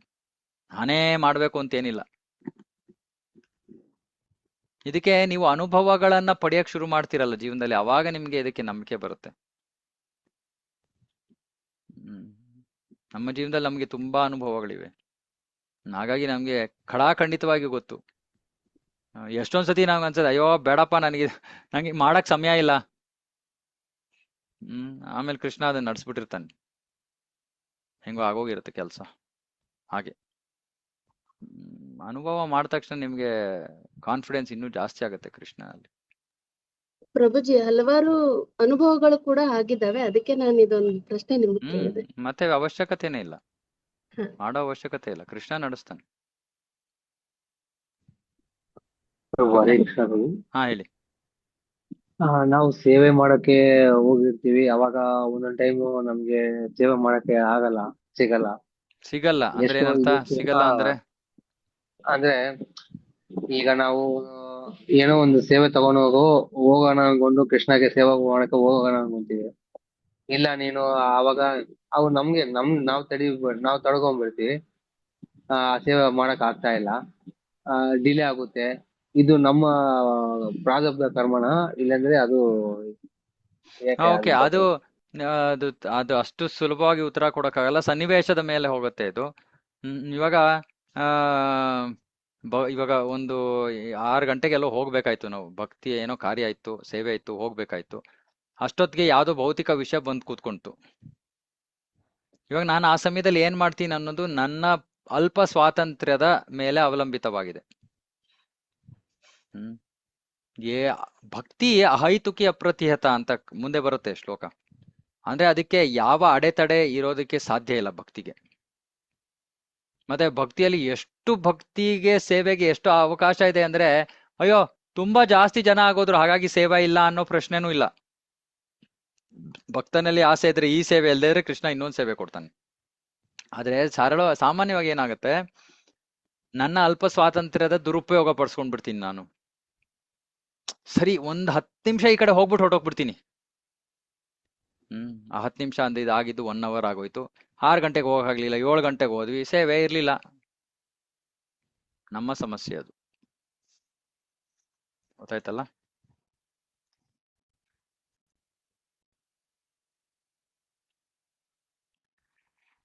ಓಕೆ, ಇನ್ಯಾರಿಗಾರು ಏನಾರು? ಸರಿ, ಮುಕ್ತಾಯ ಮಾಡೋಣ ಇವತ್ತಿನ ಚರ್ಚೆ. 1 ಶ್ಲೋಕ ಆಯ್ತು. 10ನೇ ಶ್ಲೋಕ, ನಮ್ಮ ಪತಿತ ಸ್ಥಿತಿಯ ಗುಣಗಾನ, ಅದನ್ನ ನಾವು ನಾಳೆ ಶ್ರವಣ ಮಾಡೋಣ. ಕ್ಲೋಸ್ ಮಾಡೋಣ. ನಾಳೆ ಕ್ಲಾಸ್ ಇರುತ್ತಾ ಪ್ರಭು? ನಾಳೆ ಅವತ್ತು ನಾಳೆ ಸಾಟರ್ಡೆ. ಓಕೆ, ನಾಳೆ ಸಾಟರ್ಡೆ ಇಲ್ಲ, ಸಾರಿ, ಸಾಟರ್ಡೆ ಇಲ್ಲ, ಮಂಡೇನೆ ತಿರ್ಗಾ. ನನಗೆ ಮರ್ತೇ ಹೋಗಿ, ನನಗೆ ಯಾವ ದಿನ ಅಂತಾನೆ ನನಗೆ ಇದಿಲ್ಲ. ಇವತ್ತು ಫ್ರೈಡೆ. ನಾಳೆ ಇಲ್ಲಪ್ಪ, ಸಾರಿ. ಸೋಮವಾರ. ಹಾ ಋತುಜಾ. ಹರೇ ಕೃಷ್ಣ ಪ್ರಭುಜಿ. ಹರೇ ಕೃಷ್ಣ, ಪ್ರಣಾಮ್. ಪ್ರಭುಜಿ, ನಂದು ಒಂದ್ ಡೌಟ್ ಇದೆ. ಲೈಕ್ ಇವಾಗ ಸ್ವಲ್ಪ ಜನ ಲೈಕ್ ಭಕ್ತಿ ಪಾತಲ್ಲಿ ಬರ್ತಾರೆ, ಲೈಕ್ ಆಲ್ಮೋಸ್ಟ್ ಅಲ್ಲಿ ಫುಲ್ಲಿ ಭಕ್ತಿ ಮಾಡ್ತಿರ್ತಾರೆ, ಲೈಕ್ ತುಂಬಾ ಅಟ್ಯಾಚ್ ಆಗಿರ್ತಾರೆ. ಬಟ್ ಸ್ವಲ್ಪ ಸಮಯ ಆದ್ಮೇಲೆ ಅವ್ರು ಲೈಕ್ ಭಕ್ತಿ ಪಾತಿಂದ ಹೋಗ್ಬಿಡ್ತಾರೆ, ಅವ್ರಿಗೆ ಇಂಟ್ರೆಸ್ಟ್ ಇರೋದಿಲ್ಲ, ಲೈಕ್ ಫುಲ್ಲಿ ಅಪೋಸಿಟ್ ಟು ಭಕ್ತಿ. ಸೊ ಆ ಟೈಮಲ್ಲಿ ಅವ್ರಿಗೆ ಕೃಷ್ಣ ಕೃಪೆ ಇರಲ್ವಾ, ಅಥವಾ ಲೈಕ್ ಅವ್ರು ಹೇಗ್ ಹಂಗ್ ಟರ್ನ್ ಆಗ್ಬಿಡ್ತಾರೆ ಪ್ರಭುಜಿ? ಓಕೆ, ಸೊ ಒಳ್ಳೆ ಪ್ರಶ್ನೆ. ಇವಾಗ ಭಕ್ತಿಗೆ ಬಂದಾದ್ಮೇಲೆ ನಾವು ಭಕ್ತಿಯಲ್ಲಿ ಉಳಿಯೋದಕ್ಕೆ, ಭಕ್ತಿಯಲ್ಲಿ ಪ್ರಗತಿ ಸಾಧಿಸಕ್ಕೆ ಎಲ್ಲಕ್ಕಿಂತ ಮುಖ್ಯವಾದ ಅಂಶಗಳು ಈ 3. ಒಂದು ಬೆಳಗಿನ ಸಮಯದ ಜಪ, 2ನೇದು ಪ್ರಭುಪಾದರ ಪುಸ್ತಕಗಳ ಅಧ್ಯಯನ, 3ನೇದು ಸರಿಯಾದ ಭಕ್ತರ ಸಂಘ. ಈ 3 ಇದ್ರೆ ಭಕ್ತಿಯಿಂದ ಯಾರು ತಪ್ಪಿಸ್ಕೊಂಡು ಹೋಗಕ್ ಆಗಲ್ಲ, ಯಾರು ಹೋಗಲ್ಲ. ಸಾಮಾನ್ಯವಾಗಿ ಭಕ್ತಿಯಿಂದ ಹೊರಗಡೆ ಹೋಗೋರು ಯಾರು, ಯಾರಿಗೆ ಸಂಘ ಇಲ್ವೋ ಅವ್ರು ಹೋಗ್ತಾರೆ. ಯಾರು ಪ್ರಭುಪಾದರ ಪುಸ್ತಕಗಳು ಓದೋದಿಲ್ವೋ ಪ್ರತಿನಿತ್ಯ ಅವ್ರು ಹೋಗ್ತಾರೆ. ಯಾರು ಜಪವನ್ನ ಸರಿಯಾಗಿ ಮಾಡೋದಿಲ್ವೋ ಅವ್ರು ಹೋಗ್ತಾರೆ. ಇವಾಗ ಭಕ್ತಿಯಿಂದ ಹೊರಗಡೆ ಹೋಗಕ್ಕೆ ಕಾರಣ ಏನು? ಮತ್ತೆ ನಮ್ಮ ಅಲ್ಪ ಸ್ವಾತಂತ್ರ್ಯದ ದುರುಪಯೋಗ. ನಂಗೆ ಬೇಡಲೇ ಬೇಡ. ಅರೆ, ಒಂದು ತಿಳ್ಕೊಳ್ಳಿ, ಕೃಷ್ಣನ ಹತ್ರ ಒಬ್ರು ಒಂದ್ಸತಿ ಬಂದಾದ್ಮೇಲೆ ಕೃಷ್ಣ ಜೀವಿಯನ್ನ ಯಾವತ್ತೂ ಮರೆಯಲ್ಲ. ಅವನು ಕೃಪೆಯನ್ನ ಕೊಡೋದಕ್ಕೆ ಸಿದ್ಧನಾಗಿದ್ದಾನೆ. ಸನ್ನಿವೇಶಗಳನ್ನು ಸೃಷ್ಟಿ ಮಾಡ್ಬೋದು ಅವನು. ಆದ್ರೆ ಆ ಭಕ್ತರು ಎಷ್ಟು ಉಲ್ಟಾ ಹೊಡೆದ್ಬಿಟ್ಟಿರ್ತಾರೆ ಅಂದ್ರೆ, ಇಲ್ಲ ಬೇಡಲೇ ಬೇಡ ಅಂತ ಹೋಗ್ತಾರೆ. ಆದ್ರೂ ಕೃಷ್ಣ ಹೇಗಾದ್ರೂ ಅವರಿಗೆ ಕೃಪೆಯನ್ನ ಕೊಡೋದಕ್ಕೆ ಅವನು ಆಸಕ್ತನಾಗಿದ್ದಾನೆ, ರೆಡಿಯಾಗಿದ್ದಾನೆ. ಅವಾಗ ನಮ್ಮಂತ ಭಕ್ತರು ಪ್ರಯತ್ನ ಮಾಡ್ಬೇಕು. ಇವಾಗ ನಮ್ಮ ಸಂಪರ್ಕದಿಂದ ಅಥವಾ ನಮ್ಮ ಸಂಪರ್ಕದಲ್ಲಿ ಯಾರೋ ಇದ್ದಾರೆ, ಅವರು ಭಕ್ತಿಗೆ ಬರ್ಲಿಲ್ಲ, ಇವಾಗ ನಮ್ಮ ಪ್ರಚಾರ ನಾವು ಎಲ್ಲೆಲ್ಲಿ ಮಾಡ್ತೀವೋ ಎಲ್ಲಾ ಕಡೆ ಮತ್ತೆ ಮತ್ತೆ ಕಾಲ್ ಮಾಡ್ತೀವಿ, ನಾವು ಅವ್ರ ಹತ್ರ ಹೋಗ್ತೀವಿ, ಅವ್ರು ಮಾತಾಡ್ತೀವಿ, ಪ್ರಸಾದ ಕೊಡ್ತೀವಿ, ಹಬ್ಬಕ್ಕೆ ಕರಿತೀವಿ, ಏನೋ ಒಂದು ಮಾಡ್ತೀವಿ. ನಮ್ಮ ಪ್ರಯತ್ನ ನಾವು ಬಿಡೋದಿಲ್ಲ. ಇದಕ್ಕೆ ಇನ್ನೊಂದು ಕಾರಣ ಇದೆ. ಏನು ಅಂದ್ರೆ, ಜನರಿಗೆ ನಿಯಮಗಳು ಬೇಡ. ಭಕ್ತಿಯಲ್ಲಿ ನಿಯಮಗಳು ಬೇಡ. ಏನು ನಿಯಮ ಇಲ್ವಾ, ಬರ್ತಾರೆ, ಎಲ್ಲಿಗೂ ಹೋಗಲ್ಲ. ನೀವೇನ್ ಬೇಕಾದ್ರೆ ಮಾಡ್ಕೊಳ್ರಿ, ಬರ್ತಾರೆ. ಈರುಳ್ಳಿ ಬೆಳ್ಳುಳ್ಳಿ ತಿನ್ಬಾರ್ದು, ನಿಯಮ. ಬೆಳಗ್ಗೆ ಬೇಗ ಹೇಳ್ಬೇಕು, ನಿಯಮ. ಈ ನಿಯಮಗಳನ್ನ ಕೇಳಿ ಓಡೋಟೋಗ್ತಾರೆ ಜನ. ಅರೆ, ಏನು ಮಾಡಕ್ಕಾಗಲ್ಲ ನಮ್ಗೆ. ಆ ನಿಯಮಗಳಿಲ್ದೆ ನಾವು ಕೃಷ್ಣ ಹತ್ರ ಹೋಗಕ್ಕಾಗಲ್ಲ. ಪ್ರಭುಪಾದರು ಅಮೆರಿಕಾಗೆ ಹೋಗಿ ನಿಯಮಗಳನ್ನ ಬಿಡ್ಲಿಲ್ಲ, ಅವ್ರು ಎಲ್ಲಾರ್ಗೂ ಕಲ್ಸಿದ್ರು. ಹೇಳಿದ್ರು, ನಾವಿಲ್ಲಿ ನಮ್ಮ ಕೃಷ್ಣ ಪ್ರಜ್ಞೆ ಸಂಸ್ಕೃತಿಯನ್ನ ಕೊಡಕ್ ಬಂದಿದೀವಿ, ನಿಮ್ಮ ಪಾಶ್ಚಾತ್ಯತೆಯನ್ನ ನಾವು ತಗೊಳಕ್ ಬಂದಿಲ್ಲ ಇಲ್ಲಿ ಅಂತ. ಎಷ್ಟೊಂದ್ ಜನ ಹೇಳ್ತಾ ಇದ್ರು, ಪ್ರಭುಪಾದ್ರೆ ಈ 4 ನಿಯಂತ್ರಕ ತತ್ವಗಳು ಬೇಡ. ಇಲ್ಲಿ ಜನ ಬರೀ ಅನೈತಿಕ ಲೈಂಗಿಕತೆ, ಮದ್ಯ ಇದರಲ್ಲೇ ಮುಳುಗೋಗಿದ್ದಾರೆ. ನೀವು ಅದೊಂದೆರಡು ಸ್ವಲ್ಪ ಕಡಿಮೆ ಮಾಡ್ಬಿಡಿ, ನಿಮಗೂ ಸಾಕಷ್ಟು ಜನ ನಿಮ್ಮ ಅನುಯಾಯಿಗಳಾಗ್ತಾರೆ. ಪ್ರಭುಪಾದ್ರವ್ರು ಬೇಕಾಗಿಲ್ಲ ನನ್ಗಂತ ಅನುಯಾಯಿಗಳು ಬೇಡ. ಯಾಕಂದ್ರೆ ಅವ್ರು ಭಗವದ್ಧಾಮಕ್ಕೆ ಹೋಗಕ್ ಆಗಲ್ಲ, ಇದನ್ ಬಿಟ್ರೇನೆ ಹೋಗಕ್ಕಾಗೋದು. ಸೊ ಈ ನಿಯಮಗಳು ಜನರಿಗೆ ಬೇಡ, ಹಾಗಾಗಿ ಒಂದೊಂದ್ಸತಿ ದೂರವಾಗ್ತಾರೆ. ನಮ್ಮ ಪ್ರಯತ್ನ ನಾವು ಮಾಡ್ತಾ ಇರ್ಬೇಕು.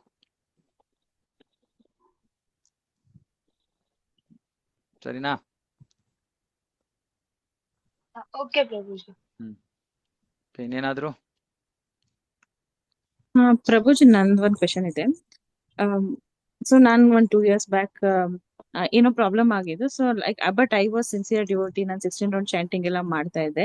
ಬಟ್ ನನ್ಗೆ ಅವಾಗ ನಾನು ಕೃಷ್ಣ ನಂಗೆ ಹೆಲ್ಪ್ ಮಾಡ್ಲಿಲ್ಲ ಅನ್ನಿಸ್ತು. ಬಟ್ ಲೇಟರ್ ನಾನ್ ಬೇರೆ ಏನೋ ಆಸ್ಟ್ರಾಲಜಿಕಲ್ ರೆಮಿಡಿ ಏನೋ ಮಾಡಿದೆ, ಬಟ್ ವರ್ಕ್ ಆಯ್ತು. ಬಟ್ ಆ ಟೈಮ್ ಕೃಷ್ಣ ಯಾಕೆ ಹೆಲ್ಪ್ ಮಾಡ್ಲಿಲ್ಲ? ಯಾರಿಗೂ ನಿಮ್ಗೆ ಹೆಂಗ್ ಗೊತ್ತು ಕೃಷ್ಣ ಹೆಲ್ಪ್ ಮಾಡ್ಲಿಲ್ಲ ಅಂತ? ಇವಾಗ ನೋಡಿ, ಇವಾಗ ಪ್ರಾಬ್ಲಮ್ ಸಾಲ್ವ್ ಆಗ್ತಾ ಇರ್ಲಿಲ್ಲ. ಒಂದ್ ನಿಮಿಷ, ಅದಕ್ಕೆ ನಾವು ಅದಕ್ಕೆ ಉತ್ತರ ಕೊಡೋಣ. ಇವಾಗ ಮಗು ಚಾಕ್ಲೇಟ್ ಬೇಕು ಅಂತ ಅಳ್ತಾ ಇದೆ, ಅಮ್ಮ ಏನ್ ಮಾಡ್ತಾಳೆ? ಕೊಡ್ತಾಳ? ಬೇಡ ಅಂತ ಹೇಳ್ಬೋದು, ಇಲ್ಲ ಬೇಡ ಅಂತ ಹೇಳ್ತಾರೆ. ಅವಾಗ ಮಗುಗೆ ಏನ್ ಅನ್ಸುತ್ತೆ?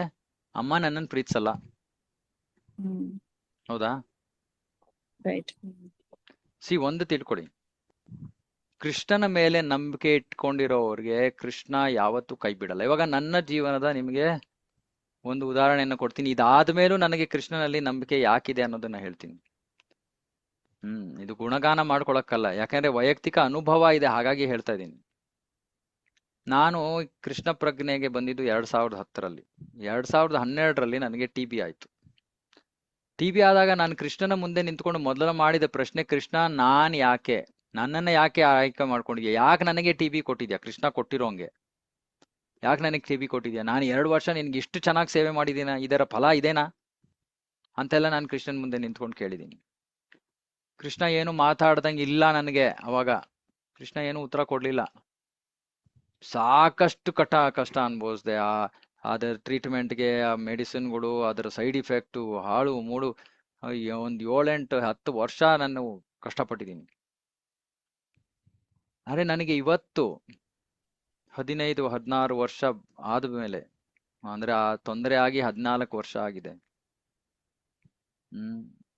ಅದರಿಂದ ನನಗೆ ಬೇಕಾದಷ್ಟು ಆರೋಗ್ಯದ ಸಮಸ್ಯೆಗಳಾದವು. ಇವತ್ತು ನನಗೆ ಏನ್ ಅನ್ಸತ್ತೆ ಗೊತ್ತಾ?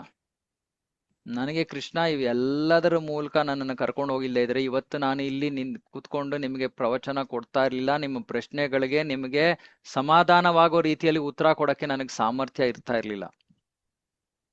ಯಾಕೆ? ನಾನು ಇದನ್ನ ಅನುಭವ ಮಾಡಿದ್ದೀನಿ. ಇವತ್ತು ನಾನು ಮಾತಾಡಿದ್ರೆ ಅದರಲ್ಲಿ ಯಾಕೆ ಆ ವಿಶ್ವಾಸ ಇದೆ? ಯಾಕಂದ್ರೆ ನಾನು ಅನುಭವಿಸಿದ್ದೀನಿ ಅದನ್ನ. ನಾನು ನೋಡ್ದೆ ಕೃಷ್ಣ ನನಗೆ ಯಾಕೆ ಇಷ್ಟೊಂದು ಸಮಸ್ಯೆಯಲ್ಲಿ ಹೋಗೋದಕ್ಕೆ ನನಗೆ ಬಿಟ್ಟ? ಯಾಕಂದ್ರೆ ನನಗೆ ನನ್ನ ದೇಹದ ಮೇಲೆ ವ್ಯಾಮೋಹ ಇತ್ತು. ಆ ದೇಹದ ಮೇಲಿನ ವ್ಯಾಮೋಹನ ಹೇಗೆ ಕಿತ್ತಾಕ್ತಾನೆ ಕೃಷ್ಣ? ಯಾಕಂದ್ರೆ ನನಗೆ ಕೃಷ್ಣ ಬೇಕು. ಕೃಷ್ಣನಿಗೂ ನನಗೂ ಮಧ್ಯೆ ನನ್ನ ದೇಹ ಇತ್ತು. ಆ ದೇಹದ ಮೇಲಿನ ವ್ಯಾಮೋಹ ಕಿತ್ತಾಕಕ್ಕೆ 16 ವರ್ಷ ತಗೊಂಡಿದೆ. ಇವಾಗ ಕೃಷ್ಣ ನನಗೆ ಸಹಾಯ ಮಾಡಿದ್ನೋ ಮಾಡ್ಲಿಲ್ವೋ? ಅವತ್ತು ಮಾಡ್ಲಿಲ್ಲ ಅಂತ ಅನ್ನಿಸ್ತು ನನಗೆ. ಬಹಳ ಕಠಿಣತೆ ಮೂಲಕ ನಾನು ಬಂದೆ, ಸಾಕಷ್ಟು ಕಷ್ಟ ಅನುಭವಿಸ್ದೆ. ಕೃಷ್ಣ ಏನು ಮಾಡ್ಲಿಲ್ಲ ಅಂತ ಅನ್ನಿಸ್ತಾ? ಇವತ್ತು ಅನ್ನಿಸ್ತಾ ಇದೆ ನನಗೆ, ಕೃಷ್ಣ ನನ್ನ ಜೊತೆ ನಿಂತ್ಕೊಂಡು ನನ್ನ ಕೈ ಹಿಡ್ಕೊಂಡು ಕರ್ಕೊಂಡು ಬಂದಿದ್ದಾನೆ ಇಲ್ಲಿ ತನಕ. ಇಲ್ಲಿಂದ ಮುಂದೇನು ಕರ್ಕೊಂಡು ಹೋಗ್ತಾನೆ. ಯಾವ ರೀತಿ ಕರ್ಕೊಂಡು ಹೋಗ್ಬೇಕು, ಹೆಂಗ್ ಕರ್ಕೊಂಡು ಹೋಗ್ಬೇಕು ಅವನಿಗೆ ಗೊತ್ತು. ನಂಬಿಕೆ ಎಲ್ಲದಕ್ಕೂ ಮೂಲ. ಶ್ರದ್ಧೆ, ಕೃಷ್ಣನ ಮೇಲೆ ನಂಬಿಕೆ. ಕೃಷ್ಣ ಅದಕ್ಕೆ ಹೇಳ್ತಾನೆ, ನಮೇ ಭಕ್ತ ಪ್ರಣಶ್ಯತಿ, ನನ್ನ ಭಕ್ತ ನಾಶ ಆಗಲ್ಲ. ಕೃಷ್ಣ ಮಾತು ಕೊಡ್ತಾ ಇದ್ದಾನೆ. ಯೋಗಕ್ಷೇಮ ಬಾಹಮ್ಯಂ, ಕೃಷ್ಣ ಮಾತು ಕೊಡ್ತಾ ಇದ್ದಾನೆ. ಅವನ್ ಹೇಗ್ ಹಿಂಜರಿಯಕ್ಕಾಗತ್ತೆ? ಕೃಷ್ಣ ಯಾವತ್ತೂ ಹಿಂಜರಿಯಲ್ಲ. ನಂಬಿಕೆ ಇರ್ಲಿ. ಯಾತಕ್ಕೆ, ಯಾವಾಗ, ಏನ್ ಮಾಡ್ತಾನೆ ಕೃಷ್ಣ ಅದನ್ನ ತಿಳ್ಕೊಳ್ಳೋಷ್ಟು ನಮಗೆ ಬುದ್ಧಿ ಇಲ್ಲ. ಪಾಂಡವರು ಎಷ್ಟು ಕಷ್ಟವನ್ನ ಅನುಭವಿಸ್ತಾರೆ. ಇವಾಗ ನಾವು ಮುಂದೆ ಓದ್ತೀವಿ, ಭೀಷ್ಮ ಪಿತಾಮಹ ಹೇಳ್ತಾನೆ, ನಿಮ್ಮಂತ ಧರ್ಮಿಷ್ಠರು ಇಷ್ಟು ಕಷ್ಟವನ್ನ ಪಡ್ಬೇಕು ಅಂದ್ರೆ ಅದಕ್ಕೆ ಏನಕ್ಕೆ ಕಾರಣ ಅಂತಾನೆ ಯೋಚನೆ ಮಾಡಕ್ಕಾಗಲ್ಲ. ಇದೆಲ್ಲ ಈ ಕೃಷ್ಣನ ಮಾಡ್ತಾ ಇರೋದು. ಎಲ್ಲ ಅವನದೇ ಪ್ಲಾನ್.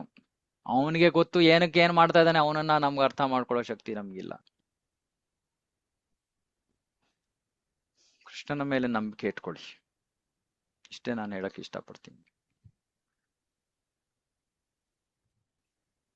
ಓಕೆನಾ ಭಾರತಿ ಮಾತಾಜಿ?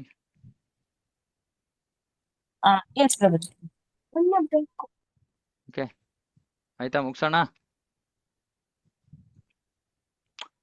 ಶ್ರೀಮದ್ ಭಾಗವತಂ ಕಿ ಜಯ. ಜಗದ್ಗುರು ಶಿಲ ಪ್ರಭುಪಾದ್ ಕಿ ಜಯ. ವಾಂಛಾ ಕಲ್ಪತರುಭ್ಯಶ್ಚ ಕೃಪಾ ಸಿಂಧುಭ್ಯೋ ಚ ಪತಿತಾನಾಂ ಪಾವನೇಭ್ಯೋ ವೈಷ್ಣವೇಭ್ಯೋ ನಮೋ ನಮಃ. ಅನಂತ ಕೋಟಿ ವೈಷ್ಣವ ಕಿ ಜಯ. ಸಮೇತ ಭಕ್ತರು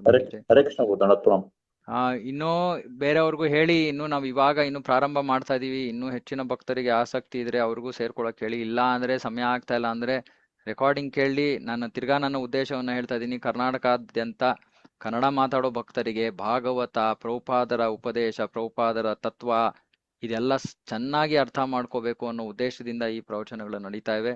ಹಾಗಾಗಿ ಎಲ್ಲರಿಗೂ ಇದರ ಲಾಭ ಸಿಗ್ಲಿ, ಇದು ನನ್ನ ಉದ್ದೇಶ. ಹರೇ ಕೃಷ್ಣ.